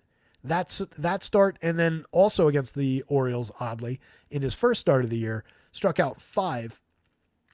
Give up just 1 earned run on 2 hits over 7. A couple of mediocre starts in the middle. Not a high-end strikeout pitcher, and just coming back from the IL, we're probably just looking at 5 innings. But it is 5 innings against a really bad club. A lot of low-end hitters, a lot of kids just finding their, maybe after missing their opportunities several times, maybe some of these guys finding their footing. We talked about this weird lineup of, misfit toys yesterday with just a lot of these guys are post-hype prospects like Joe Adell, like Willie Calhoun, like Mickey Moniak, Cole Tucker. So it's just a little weird fit. They held the lineup until almost game time at 9:40 last night so they could squeeze Luis Guillorme in there. He's a defense-only option, not a hitter by any stretch of the imagination. So it's really weak with Neto, Cole Tucker, Guillorme at the bottom of the lineup. You got 6 okay guys up at the top, but Chanuel hasn't really been good so far this year, 87 WRC+. Mickey Moniak hasn't done anything this year, had that one hot stretch to start his career last year, ended up with, I think, 14 home runs last year, but wasn't good overall. Taylor Ward, the only really appealing player on the team at 265, 299, 456, a 190 ISO, creating runs 10% better than average. Over 28 plate appearances, Willie Calhoun's been okay. Once upon a time was one of the best players in Once upon a time was one of the better prospects in baseball. Was never one of the best players in baseball, not even in the minors. But he was a very good prospect. We had to go all the way back to 2019 to find that one good year where he came up for a couple hundred plate appearances and was really effective back when he was with the Rangers. But it's been a minute. Logan O'Hoppe, 43-26, has reasonable catcher power, 121 plate appearances, 2 homers, decent triple slash, 108 WRC+. Joe Adell has been hitting 5 homers, 7 steals, a 241 ISO, and 94 plate appearances. Let's see where the consistency goes. Still just 25. Still opportunity for Joe Adell to reclaim the career that he was supposed to have. He's late, but he's not tragically late. 14.3% barrels, 47% hard hits. Let's leave him alone and let him breathe and see if he catches on and continues the consistency over the next 100 plate appearances. So I think they're maybe moderately playable for cheap pricing, considering that it is Alec Marsh on the other side and he's no great shakes. But he hasn't given up much power. In years past, he was a little bit more gettable for power. This is 74 1/3 innings. He gave up a 4.68% home run rate, decent amount of premium contact. It's just, who am I going to? After Taylor Ward, he's my first man in. Then it's probably O'Hoppe and Adell. Maybe as a 3-man, you grab those 3 righties. If I'm building beyond that, it's probably just the obvious Mickey Moniak and Willie Calhoun. There's not really much creativity to be had with this lineup. They're still pretty low end. Maybe it's a 3-man with those 3.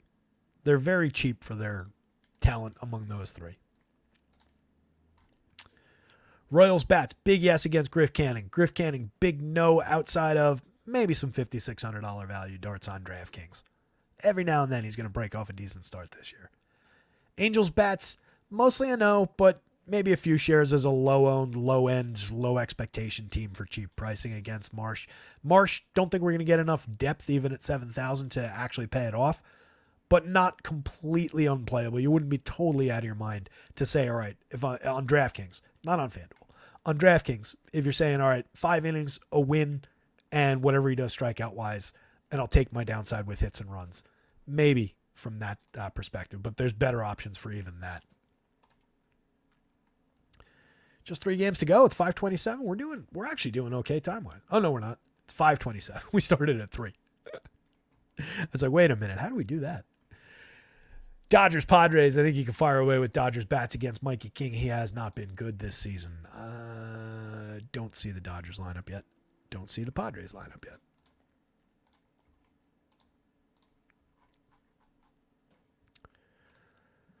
So Michael King, good as he was last year, and he was good last year, 29.5% strikeouts, over 104 and 2/3, 9 starts, hybrid relief and starting role with the Yankees. Was a big piece of their return in that Juan Soto trade, and boy, that ain't working out yet. They better hope that, what's-his-face, the other kid, who was tremendous. He won the Minor League Pitcher of the Year award last year. I forget his name. But the other kid was tremendous. King, this is why I was saying, in addition to we're getting Juan Soto, I don't care who is going the other way. I wasn't a full believer in King as a full-blown starter. I think he's just better out of the pen. He was excellent as a starter last year, but this year so far, over 7 starts, 42 innings, he's dipped 4.29 ERA, a 4.22 xFIP. These aren't atrocious, but they're not as good as he was last year. Strikeouts are way down at 23.4%, down from 29.5. Swinging strikes are down. His CSW is still good, but it's down 3 points. The whip is up. The walks are up. It's been shaky. Stuff Plus doesn't even like him. I think he had a positive Stuff Plus mark on every pitch last year. Excuse me. I actually want to see that. Has he just fallen apart?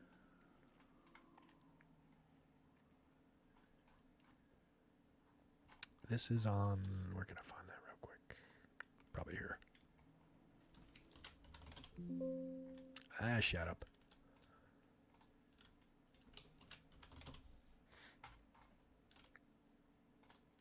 Pitch modeling, Stuff Plus.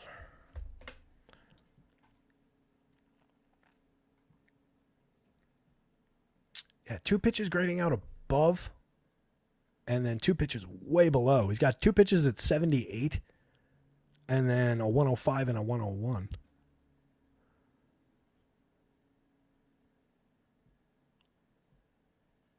That's interesting. And then last year,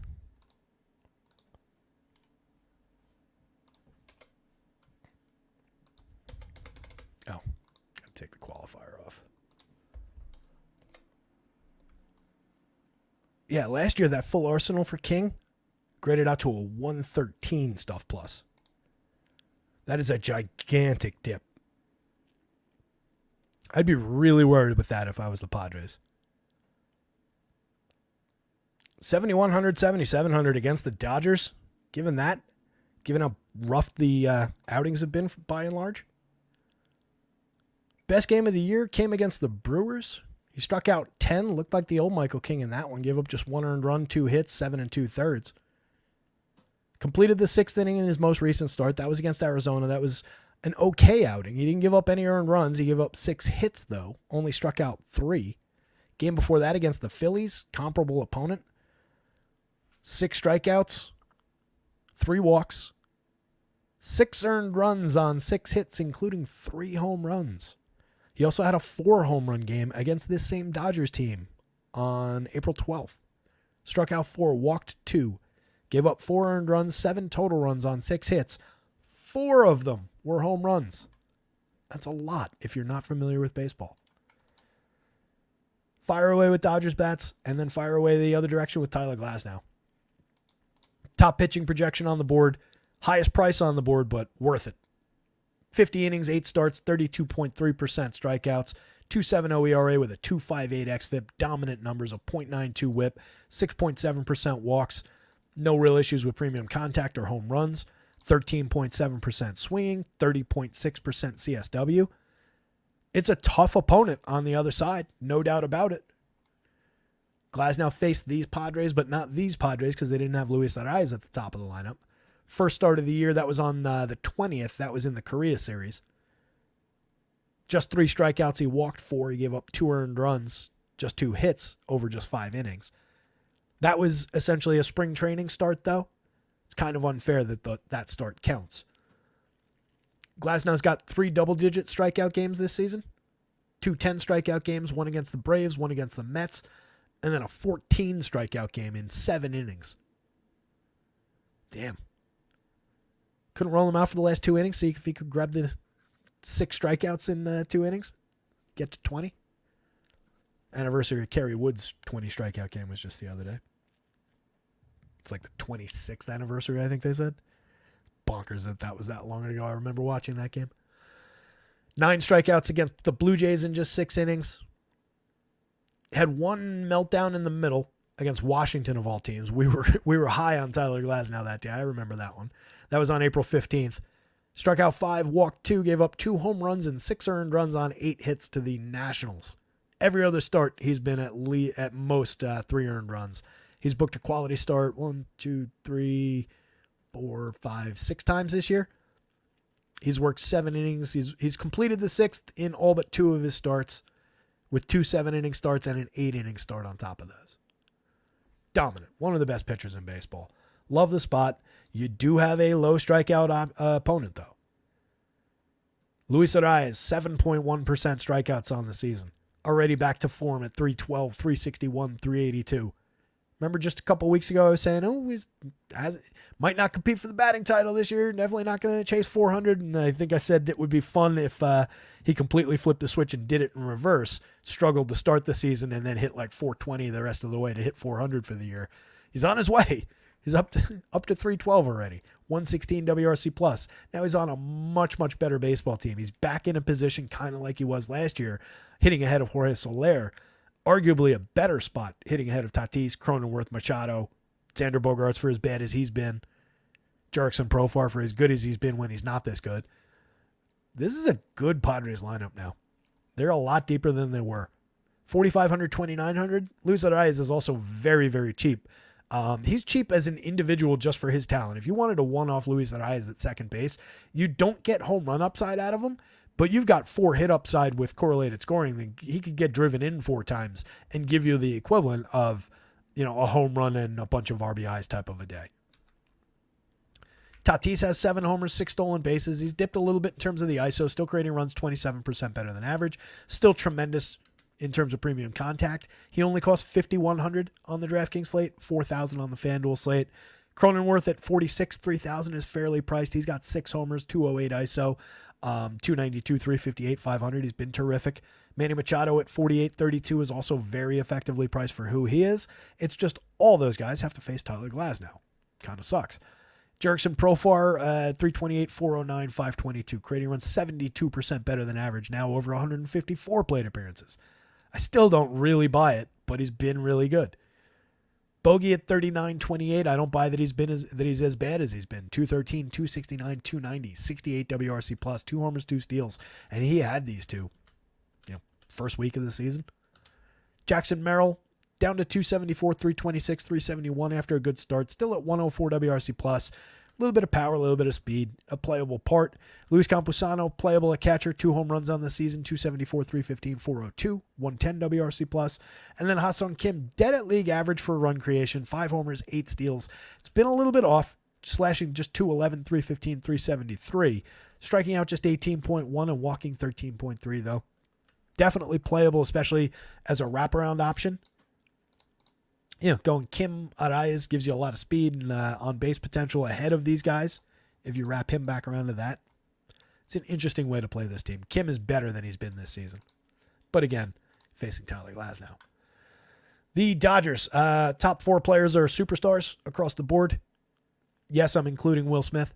331, 387, 508, 152 WRC plus, 4 home runs on the season. Doesn't strike out much, draws his walks. It's a tremendous option at catcher. Excellent premium contact profile. 5,000, 3,800. It's cheap by comparison to the Adley Rutschmans, the William Contrerases of the world, and he is every bit the hitter that those guys are, if not better. Freddie Freeman for 57.35. He's got 3 home runs. He's got a 154 ISO. He's slashing 301, 414, 455. If he's diminished, it's not by much. 16% strikeouts, 13.8% walks, 40.2% hard hits with a 9.4% barrel. A little bit of a dip in his power output early. That's the only reason Freddie Freeman is as cheap as he is. Ohtani's got 11 home runs, 9 stolen bases. He's slashing 355, 425, 678, generating Triple Crown discussion early. Mookie Betts at 65.46, not far off the mark either. 346, 451, 556. Both of these guys going to be chasing MVPs all season, competing with one another. 190 WRC plus and a 209 WRC plus. That's insane.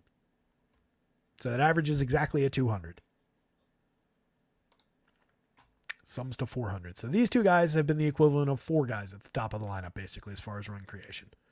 Ahead of a group of hitters that has been, that's a 740 total between those 5 hitters. So there's an additional 2 hitters worth of quality in that. Pretty cool. Max Muncy and Teoscar Hernandez, a great lefty-righty power tandem in the middle of the lineup. Both 3,600 on FanDuel, 48 and 51 on DraftKings. Appropriately priced. They're up and down players as far as consistency goes, but they've got lights hour power. 9 home runs for Muncy, 10 home runs for Teoscar, 299 ISO, 245 ISO. Both of them creating runs well above average. And honestly, both of them decent triple slashes, pretty good on base percentages. They're just a little bit lower priced than these guys because they have to be, so you can click some of these guys together. Andy Pajes at 41.33. He's got 4 home runs in 85 plate appearances, slashing 308, 329, 526. Might be starting to join the conversation with these guys above him rather than these guys below him. He's been tremendous, doing exactly what he's supposed to do, and he's still really cheap at the bottom of the lineup. Lux and Outman have both dramatically underperformed expectations early. 28 and 24 for Lux at second base, 32-26 for James Outman in the outfield. Couple of lefty bats against the scuffling Michael King. Not uninteresting from the bottom of the lineup. Dodgers, I think they're second overall just because Texas is at Coors Field today, but high priority stack. Dodgers bats are a big yes. Tyler Glasnow's a big yes. Padres bats, especially as a hedge against some Glasnow, it would be a minor stake. It's not one to grab like a 2-to-1 type of a ratio like I was saying before. But a couple of shares of Padres bats wouldn't be totally crazy if you book a gigantic Glasnow position. But I really prefer his side. And then Michael King, for me, even at price, is kind of a no. Why tangle with the Dodgers on such a deep pitching slate? Pair of games to go. Handful of you guys making it through the marathon with me. I appreciate it. I know we've been talking for a long time. I know there are shorter shows out there, but I like to think we dig a little deep. And I think there's value in doing that. Obviously, if you've been hanging out, if you've been hanging out with me for 2.5 hours, you probably agree. Brian Wu, 8,000 on both sites. That is a 5-inning projection. Just to make that totally clear. I think Wu is a 80 to 85 pitch option today. And we are getting there at price with that as the projection. If he somehow manages 6, which I don't think is totally crazy, he has made a handful of rehab starts. And it is a low-stress opponent. It looks pretty damn playable to me. Again, this is the 5-inning version. Plenty of strikeouts for him here. 24.9% for this projected version of this A's lineup. The guys who were in the show last year, same group of guys, 27.1%. So maybe even some strikeouts hiding beyond what we've seen so far from the A's. Also reason to believe a couple of those guys might have improved a little bit. In 18 starts and 87 and 2/3 last year, Wu put up a 4.21 ERA with a 4.26 xFIP, a solid 25.1% strikeout rate with 12.5% swinging strikes, 3.50% home run rate, but no real problems with premium contact. Tells me that's just a little bit of happenstance. This is a very solid 18 starts as a rookie. Him and Bryce Miller came out last year and were both dynamite for this team. So he's just going to be reclaiming his regular role. He is a very talented high-end pitcher that they're expecting a lot from this season. Just ended up with a injury. I forget what the actual injury was at the very end of spring training. But the price is right for this opponent. Paul Blackburn on the other side, not uninteresting. 75, especially on DraftKings, that's super playable. 87 is probably correct given the opponent on FanDuel. I don't think he's off the board. I just wish he was a little bit cheaper because I do like some of those other value options on the FanDuel slate. You get Blackburn here, but I've got Brendan Fott if I wanted to go to it. I've got Andrew Abbott to work with at 83. Garrett Crochet at 89 if you wanted to tangle with the Guardians. And then you've got some lower priced options like John Gray, Lance Lynn with a little bit of believability there. So I think Blackburn, just kind of like Lance Lynn was, just an awkward price fit for who he is. But I do think there's upside for him. 18.8% strikeouts this season. Last year, 22.4% was a little bit better, 19.1% the year before. Not an ace, but not a guy who gets completely rocked most of his starts. 3.0 ERA with a 3.64 xFIP underneath it. Last year, 4.43, 4.34. Year before, 4.28 with a 3.89. We've all seen Paul Blackburn succeed on DFS slates. I prefer him as an SP2 from that mid-range on DK. That's just a weird price fit on FanDuel. But this team's striking out at a 28.8% rate across the projected lineup, 26.3% last year for the same group of hitters. Plenty of strikeouts, and they have not been creating runs. They've really been scuffling. 117 WRC plus for Cal Raleigh, 176 in a very hot start, over 105 plate appearances for Josh Rojas, and then over 95 plate appearances, Dylan Moore at 105. Everyone else in the lineup, stars included, have been below average for run creation this year. Julio Rodriguez, as good as he is, starts seasons very slow. 1 home run, 9 steals, and 88 WRC plus, a low-end triple slash. Making okay contact, but not nearly where he's been. 3,300, 5,000. The price is right if you want to target Paul Blackburn. Julio's my first man in still. Then it's probably followed by Cal Raleigh. Raleigh's got 9 home runs. He at least hits for power. 243 ISO, 117 WRC plus. Just a 209, 298, 452. Not the model of consistency, but we're just looking for him for home run upside and premium contact. 8.44 in the home run model.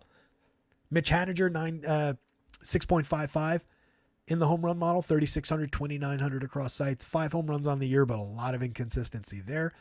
Garver, 4 home runs on the season, a 7.18 in the home run model. Tons of strikeouts, tons of inconsistency. Jorge Polanco, the fourth guy in a row, above 30% strikeouts for regular everyday guys. Polanco's got 5 home runs, but a sub Mendoza. So 30% strikeouts for all those hitters. It's an average of 31.9. The average batting average for that same group of guys right now is 195. On base, 288. Slug is 366. ISO with a 171. That's with a good slug and ISO from Cal Raleigh. This is an underperforming, ugly bunch of statistics right there for this group. Ty France, Luke Raley, Dylan Moore at the bottom of the lineup. Not that much better. Moore is at the Mendoza line. He does have 2 home runs and 5 steals, and he's been above average for run creation, but hasn't been good.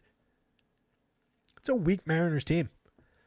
They are lucky to have the pitching that they do. It's what keeps them alive, at least right now in this form.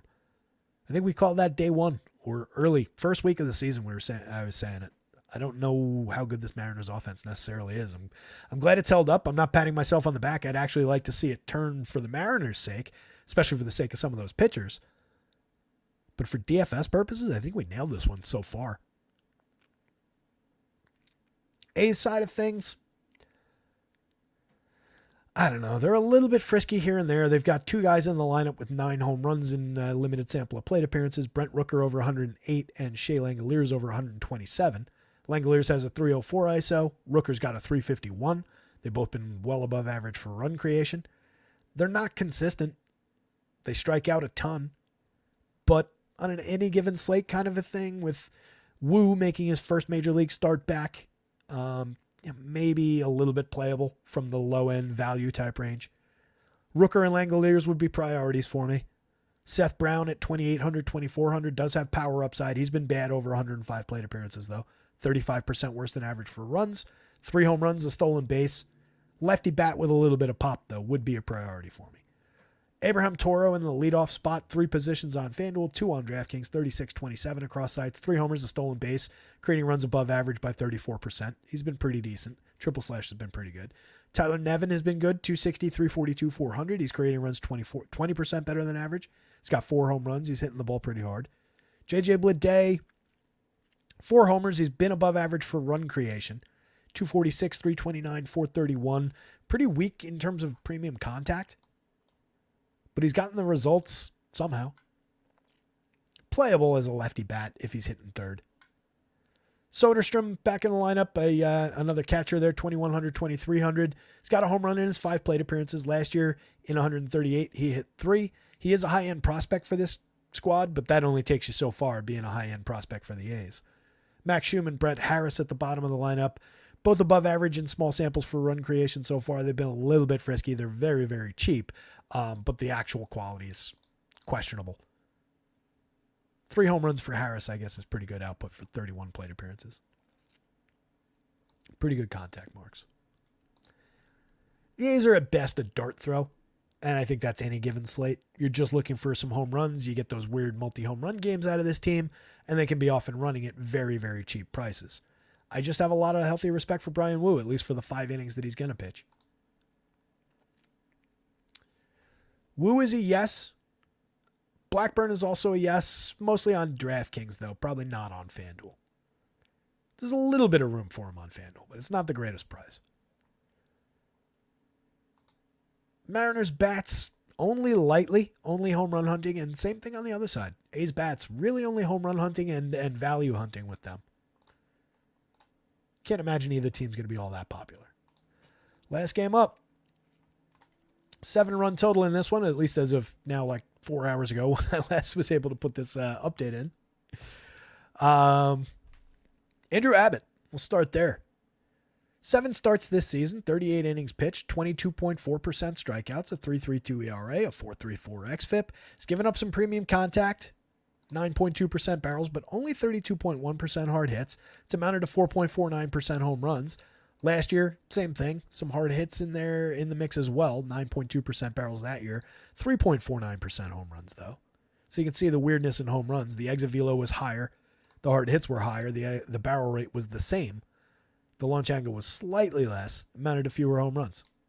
Home runs are just weird. He had a 3.87 ERA with a 4.56 xFIP last season. He struck out a little bit more. 26.1%. He had a 10.9% swinging. Just 8% so far this year. That's why I do believe there's a little bit of sneaky upside here potentially for Andrew Abbott. If we can find this kind of form, it's just a question of, does he find that kind of form? He had 8 strikeouts in his last game, over 5 innings. Gave up 2 home runs, 2 earned runs, 7 hits. That was against Baltimore. It's a pretty successful start against the Orioles. Start before that, he faced the Rangers. Struck out 7. Also gave up 2 home runs in that game. 4 earned on 6 hits. Fell short of the quality start, went 5 1/3, gave up the 4 earned runs, but the 7 strikeouts, no walks is kind of appealing. It shows me we're maybe trending back to the pitcher he was last year for strikeouts. Another tough start, the start before that, faced the Phillies. Only struck out 3 and he walked 4 in that one. Just gave up 1 earned on 2 hits though. 6-inning start against the Mariners, struck out 6, walked 3. 7-inning start earlier in the season against the White Sox on the 12th. Struck out just 3, walked 0, 1 earned run on 4 hits. So, while he hasn't been great, and while I get, a little bit of hesitation around the home runs, the run numbers, 6 of those home runs came in just 3 games. He's got 3 games this season where he gave up 2 home runs. He's got 1 game where he gave up another home run, but then he's got 3 games where he gave up none. We're looking for that. We're going up against a Giants team with a little bit of power in it, but not a ton. It's a very gettable bunch. Plenty of strikeouts there for him. Jung-Hoo Lee at 8.2% and Wilmer Flores at 12.1% helped drag down this average to still a pretty high 24.5. Granted, that's got a couple of guys with 7 and 5 plate appearances, so let's leave those guys out. We'll grab these guys. The remaining 5 hitters, when we skip Elliot Ramos, who has 5 plate appearances, and Jackson Reitz, who has 7. The remaining guys, that's still a 26.3% average for strikeouts. Last year it was a little bit higher, I think, for that same group. Maybe about the same. So it's a gettable bunch for Ks. Andrew Abbott doesn't cost anything. 67 on DraftKings. Bargain bin. He's here on the DraftKings board. It's pretty significant for the price. 8,300 on FanDuel. Pretty significant opportunity for the price. Vegas likes it. Again, the Giants sub 4 run total, just a 7 run total. The Giants are favored. Vegas doesn't think that the Reds are gonna win this game. Maybe it puts your win bonus in question. But I think you've got strikeouts. I think you've got an opportunity for successful innings. And just at such a cheap price given where he projects, I like it. Logan Webb on the other side, 8,500, 9,100. Price is down for Logan Webb. The performance over the last 2 has been bad. 3 2/3 against Boston at Fenway, and then just 4 innings at Philadelphia. Against the Red Sox, he struck out 4, he walked 3, 4 earned runs on 9 hits. That's a very non-Logan Webb kind of start. In the next start, the one at Philly, struck out 6, walked 2, gave up 4 earned, 5 total runs on 6 hits, including a home run in there. A little shaky. He went 7+ in 4 straight starts before that. 7 innings, 7 innings, 7 innings, and then an 8-inning start against the Mets. Just a handful of strikeouts. He's not a high-end strikeout pitcher. He was better for strikeouts last year, 22.8%, year before 20.7%. Down a little bit this year at 18.3%. But what we typically get from Logan Webb is clean innings and an ability to severely check home run power. He typically works very deep into games. You can see the 46 1/3 over 8 starts still. I think that's the highest innings total we've got on the board. 216 innings and 33 starts last year. He was among the league leaders for innings. He had 3.25 ERA with a 2.96 xFIP. He doesn't issue any free passes. Doesn't put too many guys on base. Does have good strike throwing ability when he needs it. Just not a premium strikeout guy. If we get Logan Webb anywhere approaching his actual form, I do think there's not only the chance for 7, 8 innings success, a quality start, a potential for a win bonus. I think there's also upside for a few additional strikeouts, given how high strikeouts some of these Reds are. You've got Jimmer Candelario at 30.6, Will Benson at 41.5 is rough. You've got Ellie as good as he is at 32. A couple of lower strikeout options like Spencer Steer, Jake Fraley, Jonathan India mixed in there. Mike Ford we won't count with his 0 over 5 plate appearances. Last year, in a bigger sample, 32.3. TJ Friedel's legitimately low strikeout, 16.2 last year, but he's not 7.7. So I think there's definitely some Ks lurking here if Logan Webb's on form. It's just a question mark about what does the quality look like. 2 really rough starts, but it is against 2 good teams in their ballparks. Maybe a little bit of forgivability. Maybe this is where Logan Webb gets back on track. Definitely would roll him out at 85 on DraftKings. Definitely playable at 91 on FanDuel. I don't think there's all that many great reasons to go to the Reds.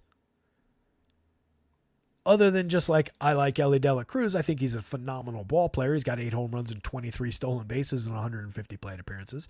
147 WRC plus and a 256 ISO. I think TJ Friedel's a good ball player. Mid-range power, a little bit of speed. Spencer Steer, Tyler Stevenson, okay, they're playable enough. Jake Fraley's all right. Jonathan India is Mike Ford is a journeyman. Jimmer Candelario is not doing what he's supposed to be doing. I'll throw him that bone. Will Benson was tremendous last year, but not doing what he's supposed to be doing. So it's Ellie and then a bunch of pieces and parts. I don't know. I think they're a little bit skippable here with Vegas against them, with Logan Webb on the other side. His ability to check power.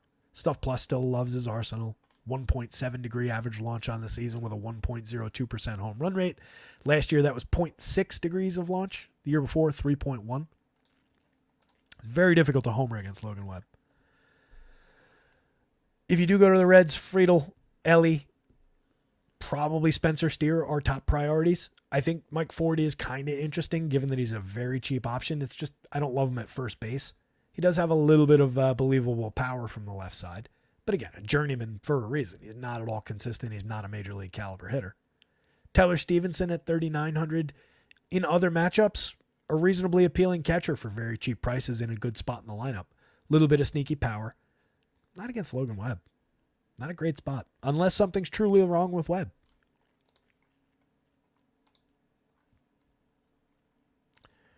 Michael Knack asking, do we want to go Joe Ryan or Fought? It's pretty firmly Joe Ryan if we're going just by projection. It's pretty firmly Joe Ryan across the board, actually.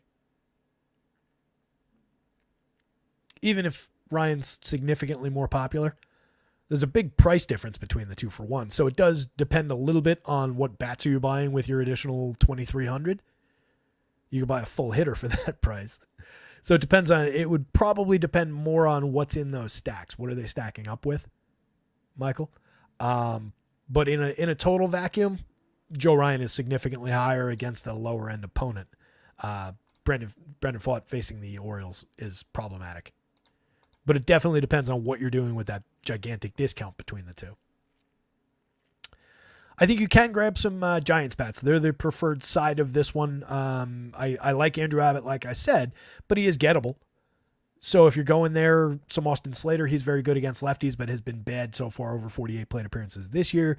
Tito Estrada has moderate power, a little bit of speed, 99 WRC plus this year, but 5 home runs in 148 plate appearances for a very cheap $4,100, $2,700 asking price at second base. Jung-Hoo Lee, I think, is interesting just because he's going to put the ball in play all the time. 8.2% strikeouts, 6.3% walks. It's been mixed results so far in his first 158 Major League Plate appearances, but the kid was a star in the KBO and a capable hitter. Wilmer Flores, 4,400, 2,400. We all know Wilmer can hit the odd home run against the lefty.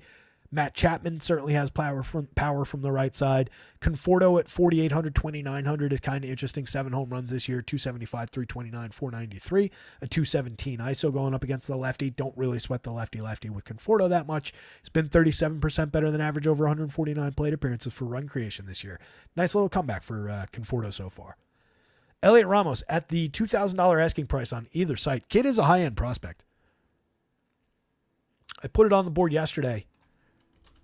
I think it was yesterday when he popped into the lineup unexpectedly. Over 134 plate appearances in AAA to start this season. 8 home runs. Striking out 27.6% of the time, but walking 11.9, slashing 296, 388, 565. He hit 12 AAA home runs in 263 opportunities last year with 9 stolen bases. In 475 AAA plate appearances in 22, he had 11 homers and 6 steals. So showing a little bit more minor league power to start this year. But he's been a player they've been somewhat waiting on. He was once higher ranked in their system.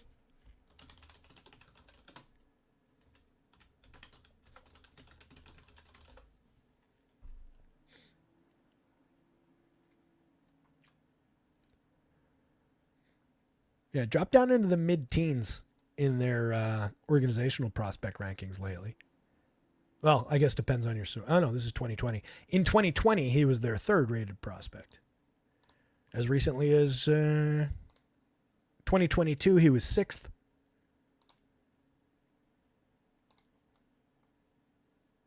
And then kind of dropped off the... they might have promoted him out for this one. Oh, no, there he is. Dropped all the way down to 20 last year. So the gleam has kind of come off a little bit, but given what he did to start the year in AAA, given the pedigree over time and the dead min price against Andrew Abbott, you could see it. Be more interesting if he was sitting up here somewhere. Tyler Fitzgerald, Jackson Reitz, not really priority bats. Fitzgerald, 4,200, 2,400. He's got a homer, 4 steals, 125 WRC plus in 44. Reitz hasn't really done anything. Is Reitz a reasonable prospect? If you're trying to spell Jackson, by the way, there's no C in it. Jakson. Hey, 22 home runs in AA from Milwaukee in 2022. 13 last year in AAA. 19 actually. Multiple organizations. at best a playable part at catcher in a lineup from the bottom spot in the projected lineup from a lineup that you're not going to go to that frequently. I don't think we need to spend too much more time. So Andrew Abbott's a yes, especially at price. Kind of like it. Logan Webb, definitely a yes. Some questions about recent form over the last two, but overall very good for innings and quality start and bonuses and such. Giants bats are a bigger yes than the Reds bats are. Ellie's the best player in the game. This game, not the game. But I think I prefer the Giants bats against Abbott than the Reds bats against Logan Webb. If Logan Webb's at all on form, it's a low-end spot for the Reds. We'll round things out looking at the pitching board one last time. We're down to 6:01. We got to get out of here and get stuff updated. Also got to build some NBA lineups. Projections for NBA have been up already, by the way. They put them up before the show. Glasnow, top of the board, easily. 11-3, 10-9, happy to pay it for him. I think he can succeed against this San Diego team. Ranger Suarez, very interesting against Miami. 11-1, 10-3, strong opportunity, strong second option. 1-1A at the top of the board. If you want to save a couple $100, I think Ranger Suarez is right there. I don't think he's the talent that Tyler Glasnow is, and you can see that difference in the projection. But as far as a DFS option going up against Miami today, plenty of room there. Joe Ryan, against Toronto, a little bit cheap at $9,800 for his talent, for his ceiling on FanDuel. 10-1 is correct on DraftKings. Charlie Morton, way too cheap at $7,900 on DraftKings. That's a nice little discount. Garrett Crochet, $8,900, $8,100. Totally playable against Cleveland, especially with that version of the Guardians lineup that we saw. Yusei Kikuchi against Minnesota. Like the opportunity for him to keep on rolling and shut down Minnesota a little bit. Some strikeout upside for him. It's believable enough to me, though, that they could turn things on and 5 or 6 runs and ruin a Kikuchi share. So he's kind of in the middle. I think he's appropriately the 5th or 6th guy on this list. Andrew Abbott, love the opportunity at price against the Giants, as we just looked at, especially on DK. Again, that green price at $6,700 kind of stands out from the top end of the board. Brian Wu, I think there's enough room to succeed. We're probably dealing with a 85 pitch limit. Maybe it gets him through 5. Maybe it gets him into the 6th. We'll see if he can complete the 6th, but I love the upside. That is a 5-inning projection. Logan Webb, moderately projected for his talent. If he goes deeper into the game, that just goes up based on innings pitched and clean innings and bonuses. 9,100, 8,500. Happy to find out if he's on form. Tanner Houck is 10-8 is a little high price for the bottom guy at the top tier on FanDuel, but he's got an equal ceiling to everybody not named Tyler Glasnow that's above him. So I really don't dislike the Tanner Houck play, just given the geography of that projection on the slate here. I don't dislike it as much as he is down, as far down the board as he is, equivalent to the depth on the board. I think you get what I'm saying. Brendan Pfaadt could succeed here at 75-77, but it is a very tough opponent. So again, him compared to these guys, it really depends what you're buying with that discount. Paul Blackburn probably teed up a little bit better to succeed against Seattle, given all their strikeouts at 75, 200 less. 87 puts him in a weird fit price-wise on FanDuel. I think John Gray at Colorado maybe works as a value there, 74, 72 across sites. There's enough believability for John Gray to succeed even in Coors Field. Lance Lynn at 73 on FanDuel, I think works. We're chasing 6 innings. He needs that 6th inning. That's the question mark. And he hasn't been getting there recently. But that price is low enough to find out. 87 on DraftKings. Awkward price fit. Doesn't really work. King is a no against the Dodgers. Marsh is a question mark for depth. Maybe 5 innings. He's okay for 7,000. I prefer it on DraftKings to FanDuel. Cole Irvin, really low end against that Diamondbacks lineup. I don't really buy it. Canning, I think at 56, he's at least reachable in the bargain bin. Like, he's floating among those options at the top of the bargain bin. You move a couple items out of the side, and then it's like, oh, weird. I like that movie in 1994, so I would buy it for $1. He's that kind of bargain bin option. Carlos Carrasco, great opponent, bad pitcher. 66, 63. He's further down in the bargain bin, but you could reach for it. Just make damn sure you're buying the right bats with that discount. Jose Quintana, not against the Braves. Trevor Rogers, not against the Phillies. Robert Gasser at 5 on the DK. As I said before, I'd probably go to Canning at 56, just with a little bit more major league experience. As bad as the Cards have been, and as many strikeouts as Gasser seems to be able to find in the AAA, his runs numbers and some of the content is not great. So I kind of question the path to success, and I also don't know how many innings we're getting. Corbin is a no against the Red Sox. Austin Gomber is a big, big no against the Rangers. Home run board. Then we're out of here. Not too many guys on a pitching favored slate over the magic number. On a 12 gamer, there's only 14 guys over the magic number for home run power. So we're getting limited options with multiple home run upside. One of them is Texas. 3 of those 14 guys are on the Rangers. One of them is Kansas City. 3 of those 14 guys are on the Royals. You can see how I was originally trying to stack Royals and Rangers together. They just don't fit great together. That's what pisses me off, because you've got shortstop with Bobby Witt precludes you from rostering Seager at shortstop unless you use the util spot. But that means then I can't have both Sal and Vinny, and I certainly can't have Sal and Vinny and Nathaniel Lowe, who is down here somewhere, who I would definitely want to include. I can have Semien with the Royals. He fits in well. If you're skipping Massey, you go to Semien. That makes a ton of sense. But then you're driving your price up too. So they don't fit well together. But 3 players from each of those teams among the 14 guys over the magic number. You also get 2 Orioles. 3 Orioles, excuse me. So 3 Orioles also on that list. So out of 14 guys above the magic number for home run power today, 9 of them come from just 3 teams. The Royals, the Orioles, and the Rangers. Rafi Devers up there. I'm sure Tyler O'Neill not far behind down here, 9.35. You get another Oriole if you're throwing Ryan O'Hearn into the mix, just below the magic number. It's a really interesting power board.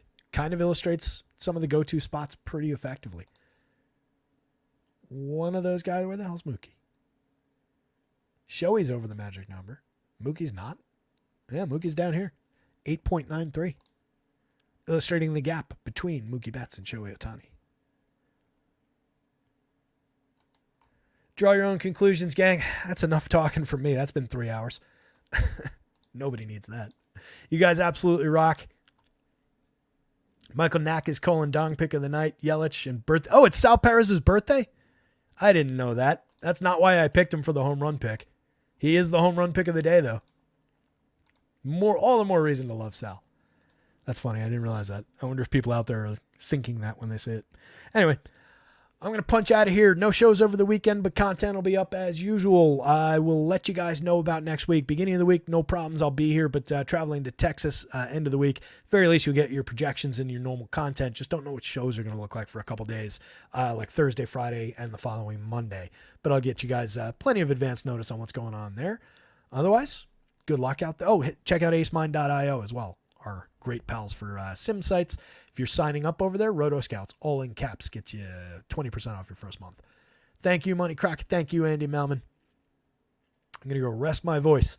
Good luck out there tonight. Somebody go win something. I'll see you guys on Monday. Later.